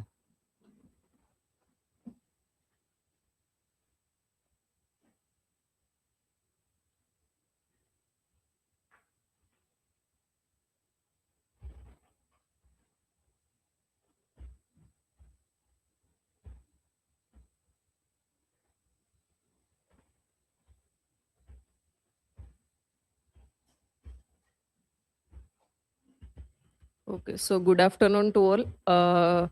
My topic of dissertation is From Market to Mind, Consumer Culture and the Implied Use of Pink for Girl in Selected Advertisement. Here is my academic information. Here is the chapterization. In chapter 1, I introduce a research background, rationale and significance, identify of a research gap and theoretical framework, research problem, objective, research question and hypothesis, and also mention of methodology. In chapter 2, there is a literature review and research gap. In chapter 3, I analyze pink as a sign value in advertisement based on Baudrillard's concept of sign value from consumer society, and pink function as a visual code of femininity in advertisement and analysis of a selected advertisement. In chapter 4, I discuss a historical shift of pink from neutral masculine to feminine and role of institution like family, education, healthcare and market. And I also conduct one survey finding show awareness of stereotype but strong childhood influence. And in conclusion, how pink operate as a cultural and ideological sign in consumer society. Then in chapter 1, there is a chapter of introduction that color plays an important role in advertising and shaping consumer perception. In contemporary consumer culture, pink is widely used as a symbol of femininity, especially in product market to women and girl. And the study examine how the use of pink in advertisement function as a cultural sign that reinforce gender identity and influence consumer perception within the marketplace. And my hypothesis is the color pink in advertisement is not a neutral aesthetic choice, but a culturally imposed symbol of femininity shaped by consumer culture and a color psychology. And my research question are how does consumer culture construct and reinforce pink as a gender color for girls in advertising? And in what way do selected advertisement convey pink as an implied or culturally imposed preference rather than a natural choice? And how does the psychology of color contribute to the effectiveness of pink in targeting girls in advertisement? And last one is what pattern can be observed in selected advertisement that demonstrate the commercial and cultural codification of pink for girls? My research objective are to analyze how advertising and marketing associate pink with girl, to examine how pink is presented as a preferred color through repeated advertising cue, and to explore the psychological impact of pink on young female consumer, and how color psychology or pink color become a sign value as per the Jean Baudrillard's theory of sign value, and to identify recurring visual and textual pattern in selected advertisement. Here is my literature review from Jean Baudrillard's Consumer Society. I take two concepts. One is that how pink perform as a sign value in various advertisement, and also how packaging, shape or color and design element also build the identity of a product. And that another source like Anis Abdul Rahim's theory that demonstrate how advertising link pink with beauty, elegance, and empowerment. Basically, how it connect to femininity. Then Kevin Bidock's help analyze how pink branding can appear empowering but still reinforce traditional femininity. Then other various theorists like Paulo Francito and Benedette Petroni, Joe Beregu Pelotti, Marco del Guid, Demo Q Girisad, Andrew J. Elite, Belen Tracy, Liz Elliott, Dev Patil, Veronica Kohler, Kasper Rijke, and Joyce J. Endich. My research gap is many scholar or theorists examine that how pink color associate with femininity or how it connect to women, but my research basically discuss that is it implied use of pink or it is a aesthetic choice of women. So in chapter 3, I analyze pink as a sign value in advertising, how color consumption and ideology work together in advertisement. So pink is a cultural sign in consumer culture. So in consumer society, commodity circulate for symbolic meaning rather than practical use. So shapes, colors, and of course the quality of material has a beneficial effect on productivity. Then pink is a cultural sign in consumer culture. So according to Changda and Bhumik, they discussed that 60 to 90% of product evaluation are influenced by color within 90 seconds. So here pink, it is used to promote goods to women and younger girl as a symbol of romance and feminine. Thus, within the consumer culture, color becomes a strategic visual sign that communicate identity, meaning beyond the functional value of product. In this system, pink operate as a psychological and symbolic cue that immediately signal femininity and shape a consumer perception. So here is a selected advertisement. First is a case study of Barbie, that how pink dominate the doll packaging and reveal ritual socializing, how it's a pink color here work as a sign value. Another one is by Nika Pink Friday sale. So here we find word pink as a sign value that promote to girls or encourage girls to buy a product. Then big for her pen. Neutral object is feminized through pink color coding. So basically, it's a packaging or a title big for her. It demonstrate economically gendering in advertisement. And their L'Oreal Paris Advanced shampoo. In this, the constructs such as a pink atmosphere and pink experimental quality generate trust, loyalty, and peak-seeking intention among a consumer. So in chapter 4, I prove that in what way does we find the color pink as a implied color. So we find historical background that in 19th century there is a neutral pink is a neutral color. In early 19th century, we find pink for boys or for masculine. Then in post World War II, we find pink for a girl. So these how we find the evolution of pink color.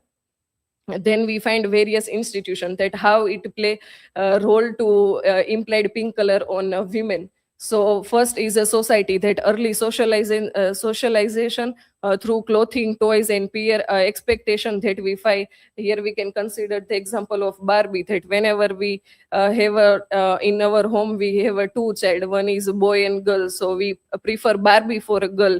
That way. And then the hospital also that medical discourse sometimes treat gender non-conforming behavior as abnormal. So one article discussed that when we find the case of boy that like the pink color, so it is abnormal or it is like a illness.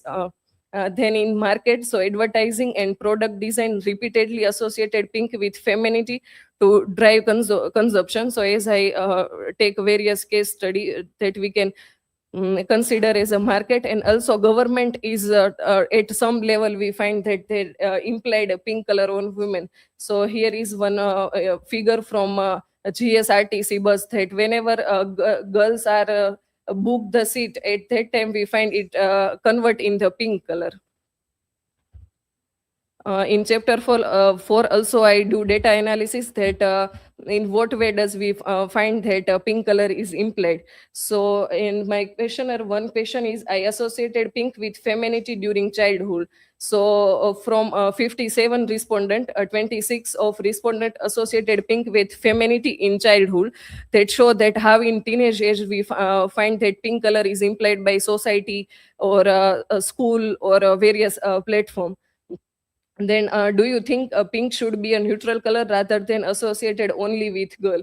So 56.2% believe pink should be gender neutral, indicating growing critical awareness that pink should not only for girls, boy can also like that color. And another one is, do you think pink is institutional enforcement rather than aesthetic choice? So around 28% agree that pink function as an institutional enforcement through many remain neutral, showing a partial awareness.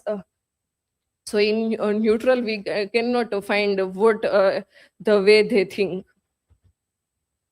Fourth question is, do you believe women naturally prefer pink? So nearly 75.4% believe women prefer for pink is a socially learned rather than biological. That not at the time of their birth they like a pink color, but we structure society that way that after some time or in the age of teenage, girls are more likely to like a pink.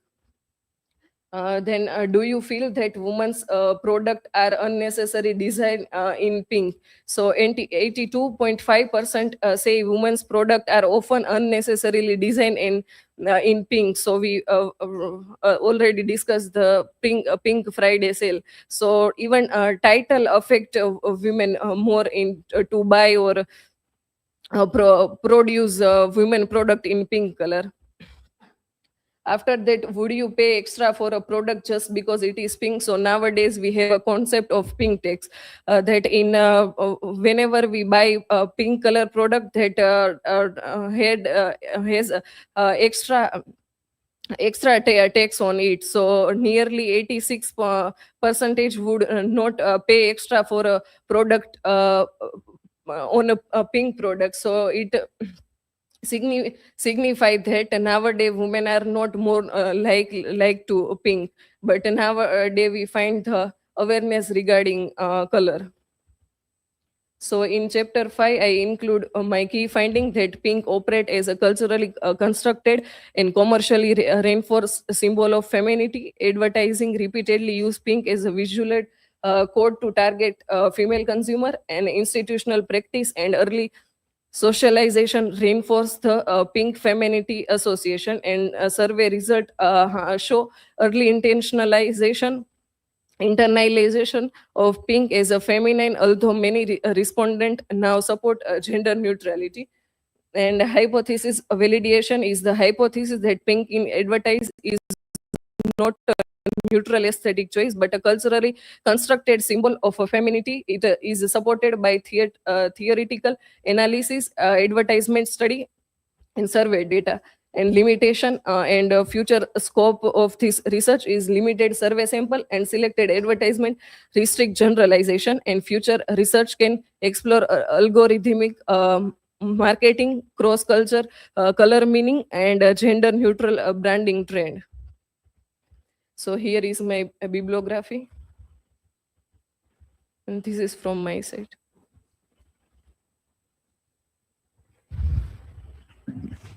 Okay, so one thing you have written somewhere like chapter 3 is this, chapter 4 is this. Instead of, you can say in this chapter, Yes. or you can say here we or I study so and so kind of things. That Yes. can be used. I think during the this academic writing workshop also, there Yes. might be session on this as an author, how Yes. you use I or we or third person, what way you Yes. can utilize that. So if there are expressions where you are pinpointing that here I am doing this work, Yes. there is no problem in using the I. In other context, if you use third person, then it is okay. Okay. So here you can see that the survey that you have done, that is supporting the idea that a pink color is social construct. Yes. That is what you are saying in that. But the percentage are not like heavily loop-sided in that manner. No? There are 57. Who were the respondents?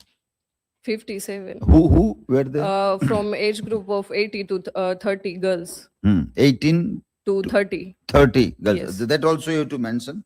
Yes. Have you mentioned that? Yes, it's somewhere I mentioned. Target group or age group? Yes, in appendix I mention it. Sir. So 45% strongly agree.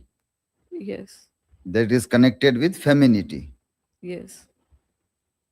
So it means 55 do not agree with that idea. Yes. From that 20 rejected it. So and 33 remain neutral. So then what do you infer from this? Yes, so whenever we doing the survey kind of thing, so we find that whoever, those who not critically think or take it serious, they vote in neutral. So this is might be one limitation, or also a neutral is not either in agree side or disagree. So 56% said that pink should be neutral.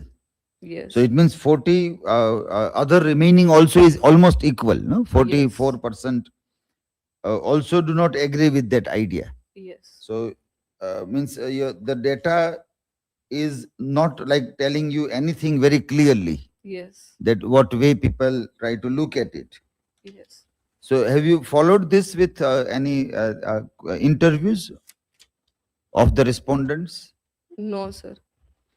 So when your survey is little bit doubtful, that is like some kind of bias is there in the survey, or you Yes. doubt that, well, this observation is problematic, then you have to take interview of selected people, Yes. semi-structured interview. So some questions you ask, further clarify, and you Yes. support your this survey. Otherwise, normally in such case where you share a link, people would randomly click even without Yes. reading anything. Yes. Also they will click. So your result is completely unreliable. Yes. Yeah, so anything that we infer from that is completely unreliable. So for Yes. a survey method, people always have to use a semi-structured interview Yes. of a selected candidate after doing the reading, that these Yes. people are extremely on this side or the other side, Yes. or they are just remaining in the between, so that they don't have to take any stance. Yes. So these people should be interviewed. Then only that finding becomes more reliable. Yes. For color psychology, which work you referred? Have you reviewed any? For color psychology of pink in advertisement, I don't take any source, but there is one quotation in Jean Baudrillard's Consumer Society that packaging, shape, and color also affect the product. So, basis on this, I analyze the role of color. Or also, pink color become a sign value in that matter. Now, these two articles you have cited from Springer. Yes. One is Welcome to a Pink and Blue World. Yes. And another is Pink, Blue, and Gender, an update. Have you reviewed that? Are you able to get access to these articles? Yes, sir. I had PDF. So then they might be speaking something about it. Then the myth of pink and blue. Yes. So what do they observe? They might have cited some other psychologist about color psychology. Yes, it might be, but whenever I separate this topic, if I analyze advertisement, color psychology, or consumer culture, it will become a broader topic. So rather than choosing a different perspective, I only use the quotation from consumer society. No, but you have to base on this. Where the title says that implied use of pink. Yes. So that means psychologically, what is the effect? And then when you said this, that earlier it was boys for pink. So Yes. those image or other thing, were you able to get? No, sir, but I read some. I see this video. Why was pink for boys and blue for girls?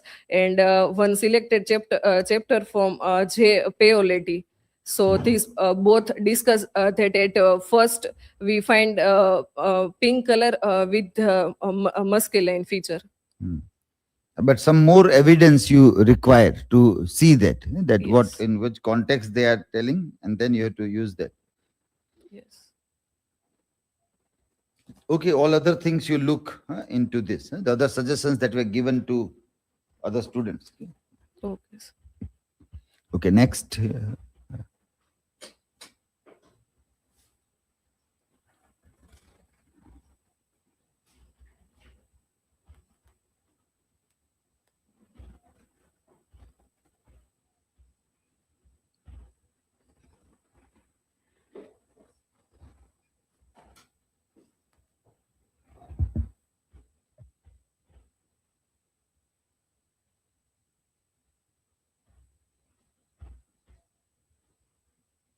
Hello everyone. So my dissertation topic is digital marketing strategies and author branding practices in selected works of contemporary Indian author, a case study of Chetan Bhagat and Amish Tripathi. So basically the topic is showing that how contemporary Indian authors, in my study Chetan Bhagat and Amish Tripathi, are using various strategies and brand practices to promote their works, to sell their books and increasing their commercial success. There is chapterization, academic information, and introduction. So the relationship between author and their audience has undergone a profound structural shift, moving literary promotion from publisher and institutional critic towards individual authors themselves. This shift is not merely technological, it is fundamentally commercial and cultural. Authors can now construct direct, a highly personalized relationship with mass audience through social media, leveraging different digital platform not merely as a promotional channels but as primary instrumental of brand construction. The digital era has created what Murray calls the digital literary phase, where an author's online persona often matters as much the book they write. Bhagat and Tripathi represent a dramatically different approach to the same fundamental challenge: sustaining audience engagement, maintaining market visibility, and converting digital presence into book sales. Understanding how contemporary Indian authors build commercial dominance through digital marketing is a matter of genuine scholarly significance for academic publishers, authors, and alike. So my hypothesis is that this study hypothesizes that the use of diverse content format, dimensional across multiple digital platform, and the construction of strong celebrity-oriented online persona contribute the enhancement of an author's brand value, market visibility. Such strategies enable author to maintain sustained audience, recall, expand their readership, and establish a distinctive and exclusive digital presence. My research objectives are to evaluate the effectiveness of different content pillars in sustaining audience engagement and brand recall for Chetan Bhagat and Amish Tripathi, to analyze the role of author's digital persona as a strategic marketing tool, as a lead magnet for converting social media traffic into physical and digital book sales, to examine the impact of cross-platform syndication to maintain cohesive brand identity across diverse digital ecosystem, to investigate specific marketing mechanics of digital scarcity and exit pre-launch and launch phases used during this book published Half Girlfriend and Sita the Warrior of Mithila. My research questions are how do specific content pillars used by Chetan Bhagat and Amish Tripathi facilitate to top of mind awareness in the competitive Indian book market? To what extent does authors' digital persona functions as a lead magnet that converts social media followers into high intent book purchasers? How do these author utilize cross platform syndication? For example, news columns shared on Twitter and YouTube podcast link are shared on other digital platforms to maintain a consistent brand voice. In case of Half Girlfriend and Sita, how were digital scarcity and exclusivity, pre-orders and signed digital copy used to drive immediate commercial success?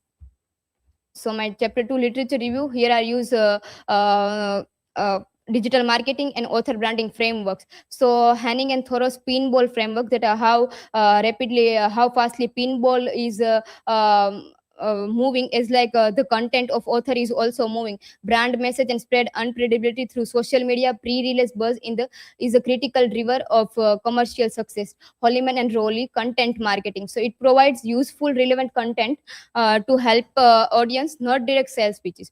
Lewis AIDA model, which means attention, interest, desire, and action, which helps author to every digital detail must push audience toward buying. Then Murray's digital literary sphere. He argues that digital paradox, now surrounded and often spreads the printed text performing authorship, is a strategic ongoing practice.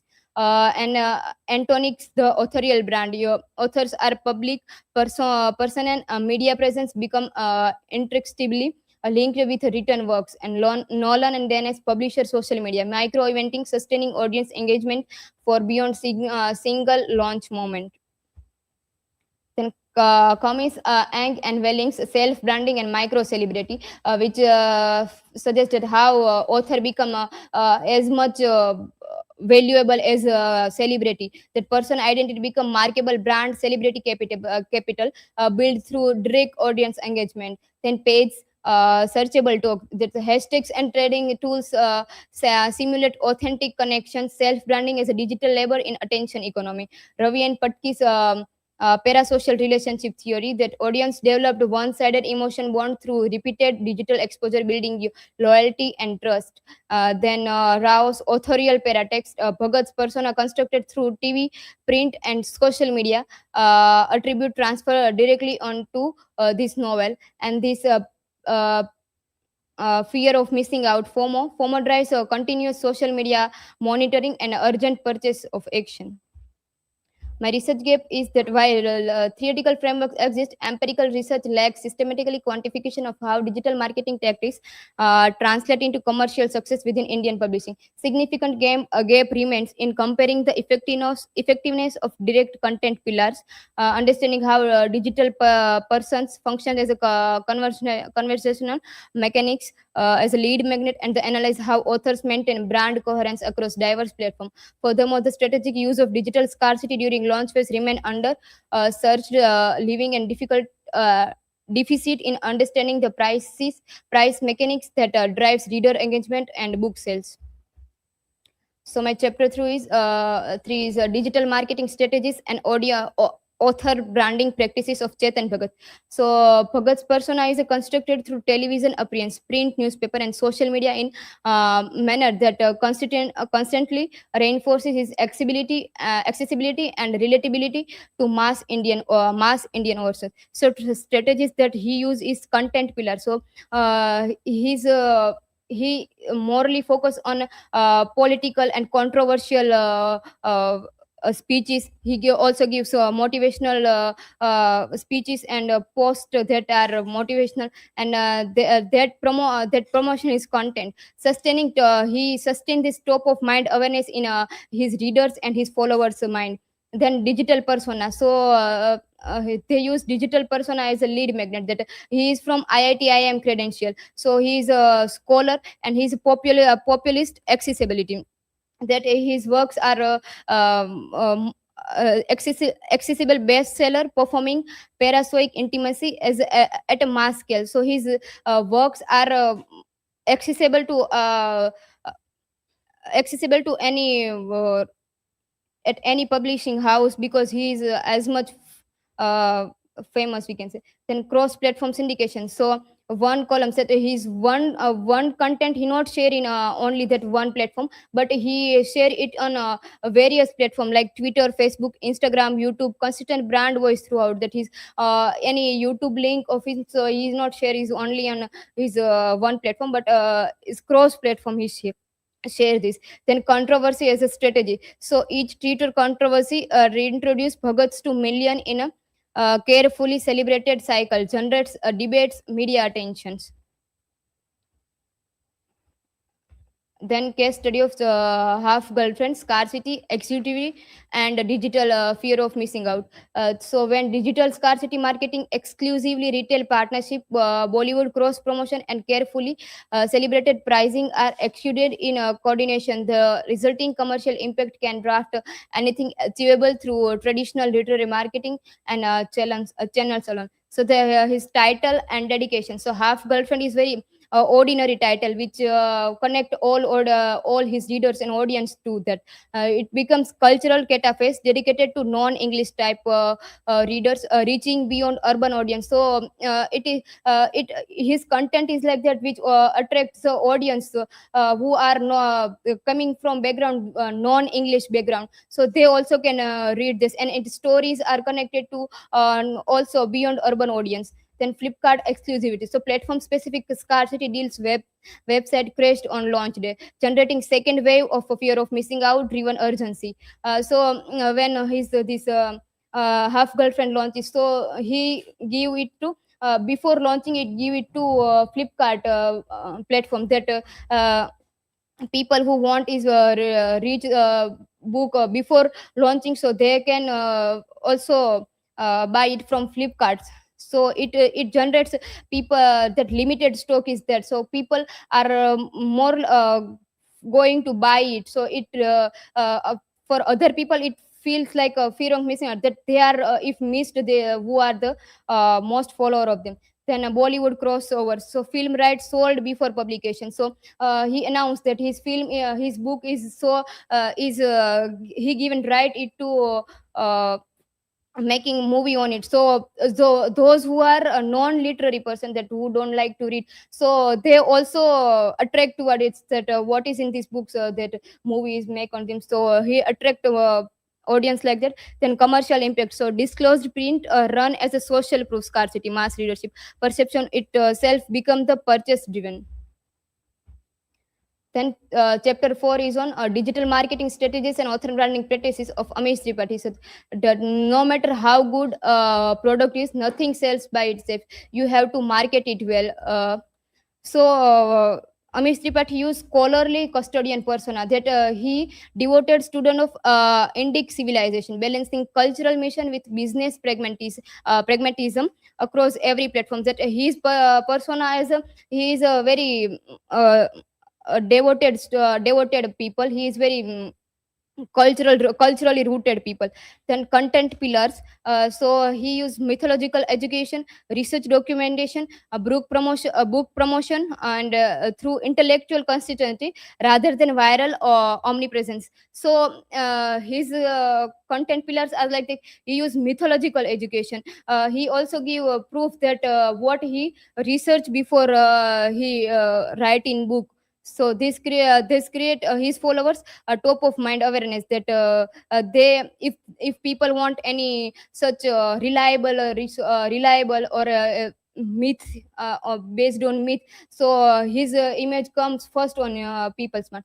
Then long form video strategy, so his deep podcast appearance prioritize depth over breadth. 1 hour on the runway show builds more brand equity than 50 brief quote. Rather than posting more posts, he use very long podcast on the YouTube, and it also which create in people's mind very more authenticity that people having face to face is very authenticated. Then followers to readers conversation, so credibility transfer audience trust is reachable depth and purchase book as a participation in civilization recovery.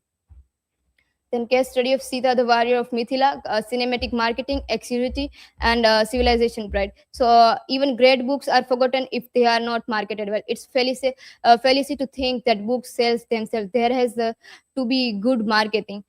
So civilization insulation. So Sita, the warrior of Mithila, is feminist and reinterpretation, framed as an ancient textual recovery, naturalizing traditionalist criticism while addressing a progressive audience. So those who are mythology rooted people, they are not accepting this, because he used reinterpretation in his books, that he is showing Sita very differently in his books.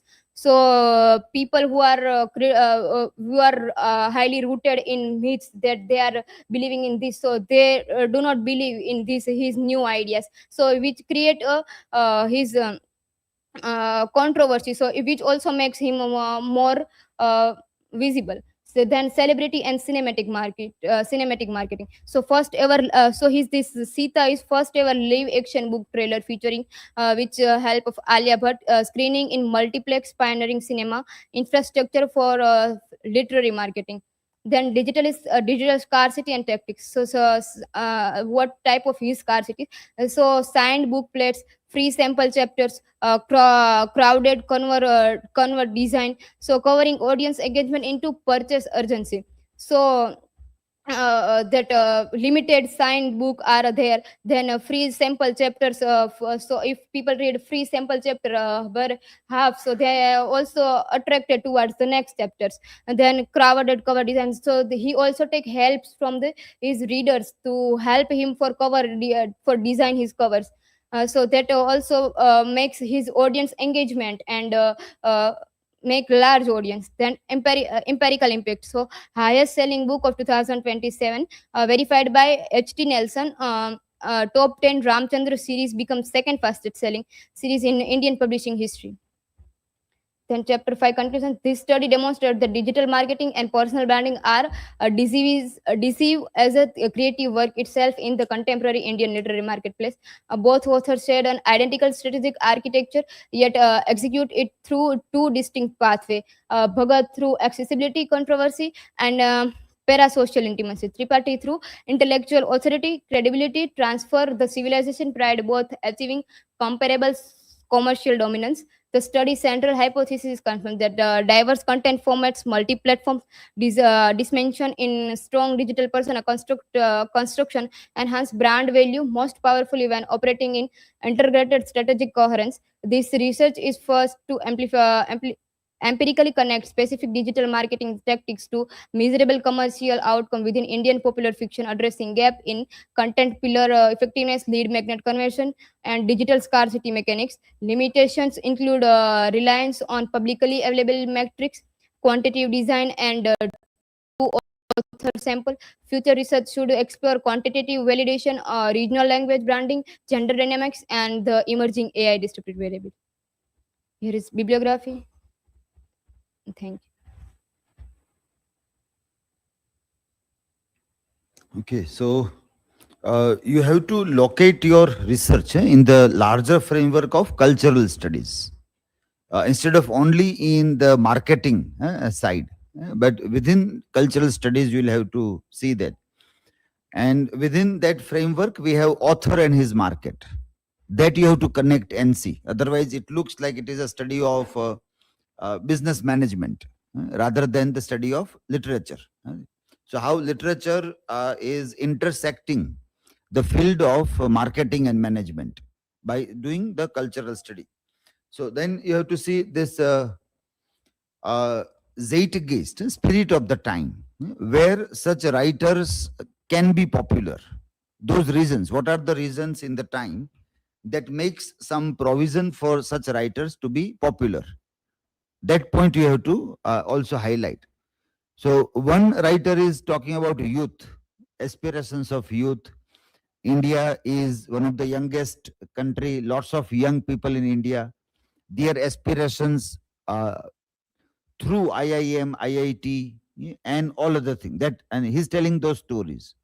So he is becoming popular. And there is another dynamics happening in India, that is cultural nationalism and mythological revival. So cultural, and Amish Tripathi stands for that. That stands for two opposite dynamics happening in India. And that makes them very popular among the young readers. So that you have to connect, along with all other things that you have done is fine. But these 2 points you will have to bring in. So it comes under larger framework of cultural studies. And two important reasons, beyond use of social media, their interviews, podcast, that is the upper level that we see. But we have to also go a little bit deeper to see what is happening in society in our time, that such writers are becoming popular with whatever tricks they are adopting for their marketing and other things also. So these two things you have to include in this. People also connect this rise of English reading people also in India. So many young people who are got educated in English medium schools, they have started reading English literature, Indian English literature. That also is one of the reasons that such books are sold in large number, which was not happening in a previous time. Even if better quality literature was there, but still the reading population was very low. People also try to see this with in context of cinema also. In case of Chetan Bhagat, the films also play a vital role of this. Though in case of Amish, still that is not happening. But in case of Chetan Bhagat, Hindi cinema, popular films also have come up out from those novels also. So that also you include along with all these things. Yes, sir. Okay, next.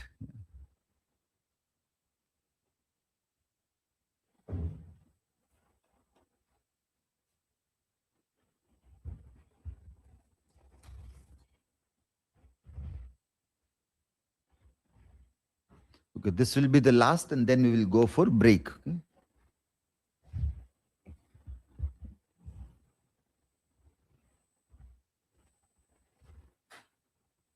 Okay, so hello everyone. So my dissertation topic was a language as a tool of control in the dystopian literature, a Foucauldian study of George Orwell's 1984 and the selected example from the contemporary media.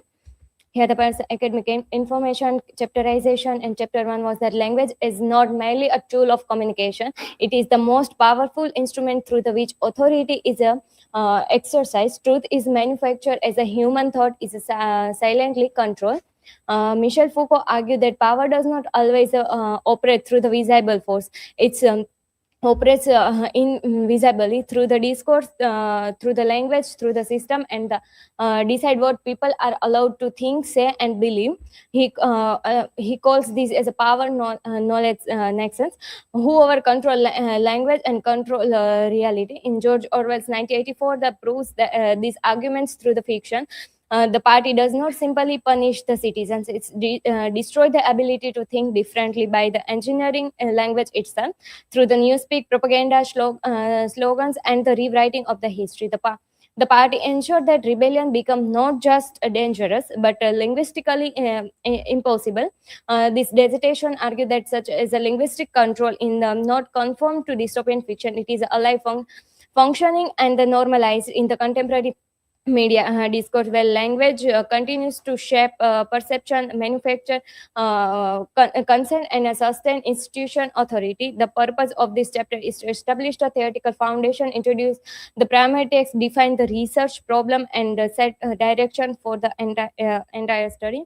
Hypothesis was that dystopian power operates mainly through the language rather than physical force. In 1984, newspeak, propaganda, and surveillance shaped through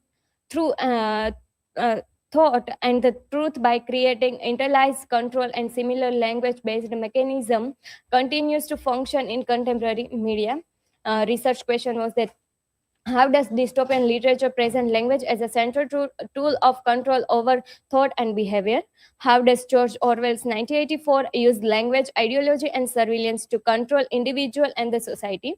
So how do newspeak, politics, slogan, and the historical rewriting function as a system of linguistic control in 1984?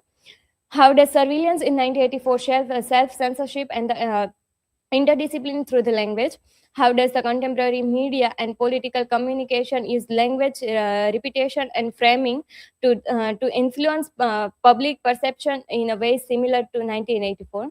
Research objective was that to examine the role of language as a mechanism of control in dystopian literature, to analyze the relationship between the language, ideology, and surveillance in 1984, to study the function of newspeak and propaganda in limiting through the controlling truth, to investigate how surveillance encourages self-regulation and the obedience through the language in 1984, to critically compare linguistic control in 1984 with the language practice in contemporary media and political discourse. At the literature review. So basically, I take a theory of Michel Foucault's discourse and power, and also Norman's language and powers. So here the scholar and work and the argument also. Bukowski argues that language is socially interlinked. Cognitive structure cannot be overwritten by politics. Miller argues that discourse determines what is a true. Power is a productive and interdisciplinary from the speech. Also, he is argued that propaganda and surveillance are mutually reinforcing instrument of the external and the internal course. Also, in the part who connect the idea that constant surveillance create the fear and self-censorship, stripping away individuality and the truth. Also, Miller in his article Foucauldian on Discourse and Power, he argues that power discourse determines what can be said and what is accepted as a truth by power, productive rather than repressive. Also, in the newspeak, Orwell's 1984 argued that newspeak systematically reduce vocabulary to make the decent and linguistic impossible and suppress intellectuality. And in the language and media, he argued that newspaper are not neutral; they are used language to reflect social value and shape how readers understand events. Johann's argument that newspeak manipulate are the relationship between sign and the meaning of legitimate the mental space.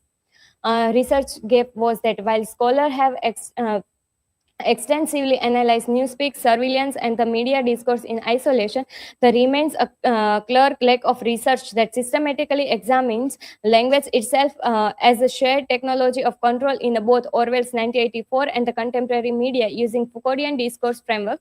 The absence of the such as a comparative theory-driven study limits understanding of the how linguistic power transcends the boundaries between the dystopian fiction and the real-world media practices. So chapter 3 was a language as a tool of control in George Orwell's 1984.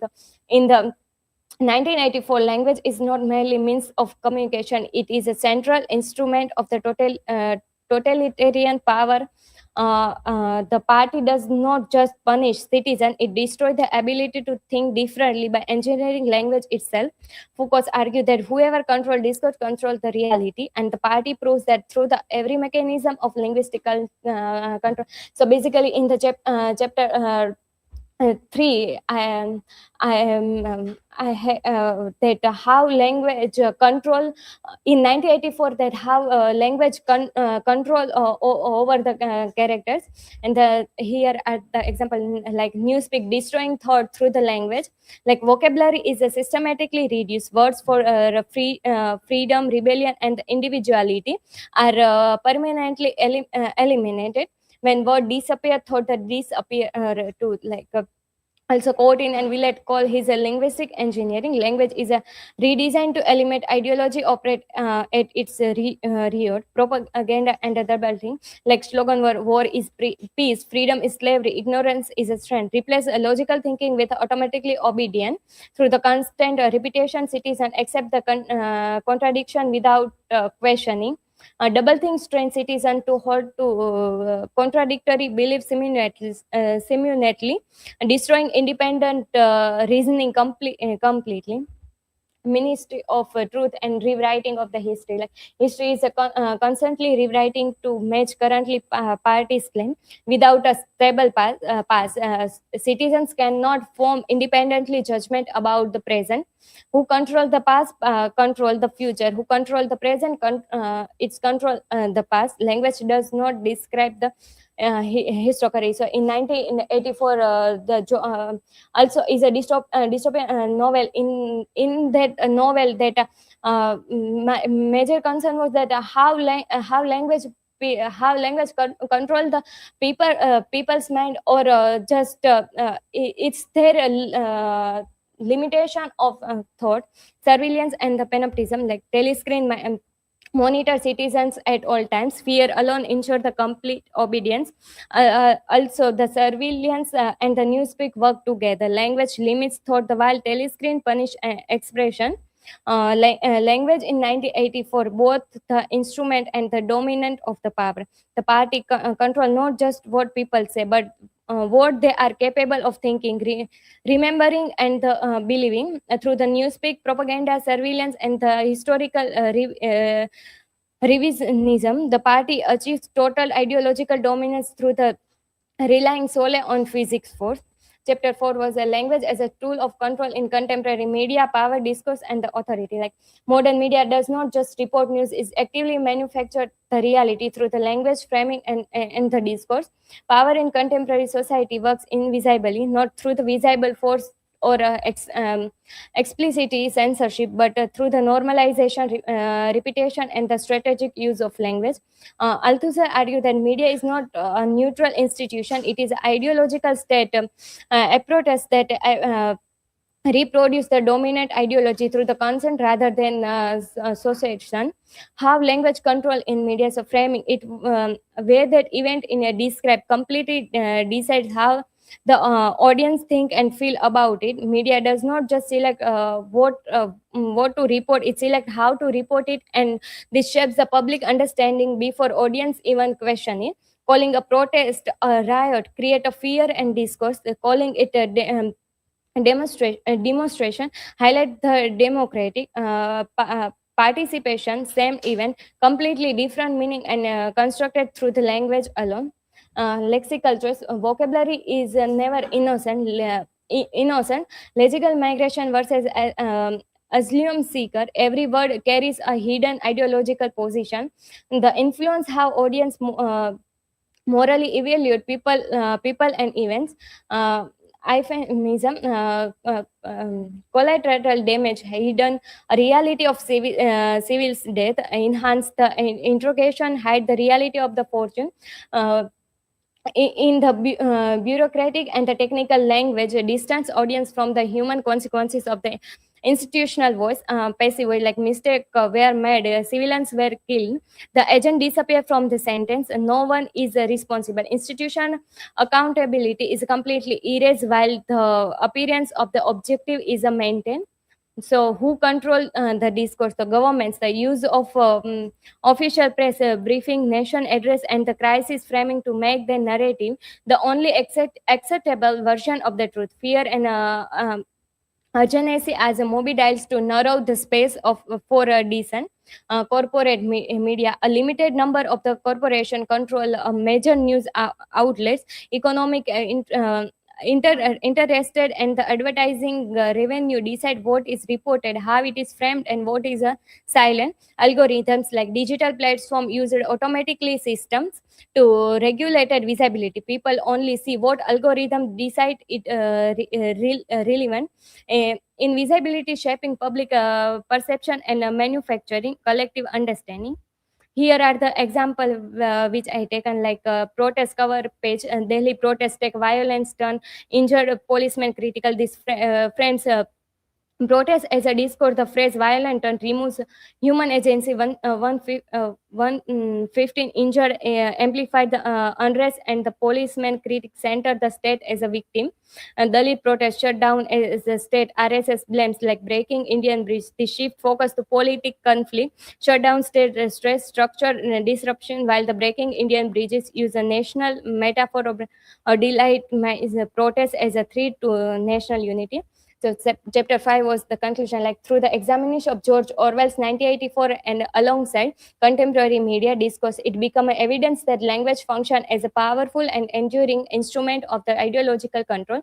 All 5 research objectives are questions were successfully addressed, providing that party control operates the primary through the newspeak, propaganda, and surveillance rather than physical force, fulfill justifying the central hypothesis. The Foucauldian framework bridges the gap between the literary and media studies, showing that modern media mirrors Orwell's mechanism through the framing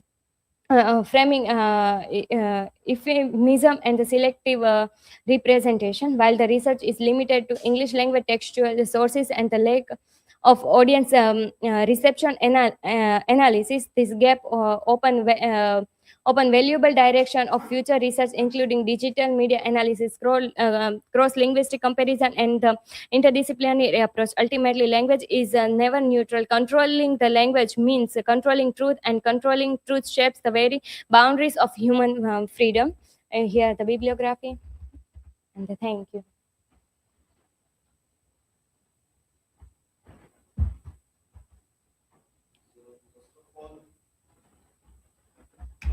To use this work, this essay by George Orwell, Politics and English Language. That should be one of the foundations of your work. As you try to see language as a tool of control. So what he is saying in that work is important, along with newspeak. Newspeak is an imaginary word, but his essay is a fictional one. So that needs to be seen. And then you have to take lines from those essays to prove your point. For example, he gives a clear guideline that what should be done, what should not be done to avoid the use of language as a tool of control. 6 rules, he says. There are present 6 rules for writing clear and concise English. Never use a metaphor, simile, or other figure of speech when you are used to seeing in print, which we are normally seeing in the print. So it is getting another reference. Many times in our classroom discussion, we say that as soon as people connect something with mother metaphor, it becomes problematic. So language, mother, land, mother. So we say that speak about language and land without metaphor, without simile. Then you will have a clear idea. Never use a long word where a short one will do. If it is possible to cut a word out, always cut it out. Never use the passive where you can use the active, because passive is normally used to hide the doer, When the doer is to be removed from that crime, then people use passive. The work is done by. Then you don't use by whom. The work is done. So Gaza is bombed. But by whom nobody speaks. So this is bombed, or Ukraine is bombed, or this. So that language, one should be very careful. That is trying to hide the truth. That's what he writes in this essay. Never use a foreign phrase, a scientific word, jargon. If you can think of an everyday English equivalent. And then he says, break any of those rules sooner than say anything outright barbarous. This rules also should not become something that controls the writing. So use this essay, and many ideas you will get from this Politics and English Language, 1946, to use in your writing also. And you used only 2 examples from contemporary media? Yes, sir. Only 2? But sir, in chapter 4, my main focus on the linguistic, that how language control the. No, but people. in title you are writing selected examples from contemporary media. Yes. So then only 2 are there. Yes. Only 2 news items you have given. So that is also very limited. Instead, you rework on the title, remove that. Okay. And when you discuss about 1984, wherever you find a space, give an example from contemporary one. Use that technique to write, give example from that, but don't use that in a separate chapter by only giving 2 examples of that. But that can be used in proving George Orwell's this and how it is found in contemporary media. And all other thing that is suggested to others, that also you incorporate in this. Okay, we take a break now, and then we will continue after 30 minutes.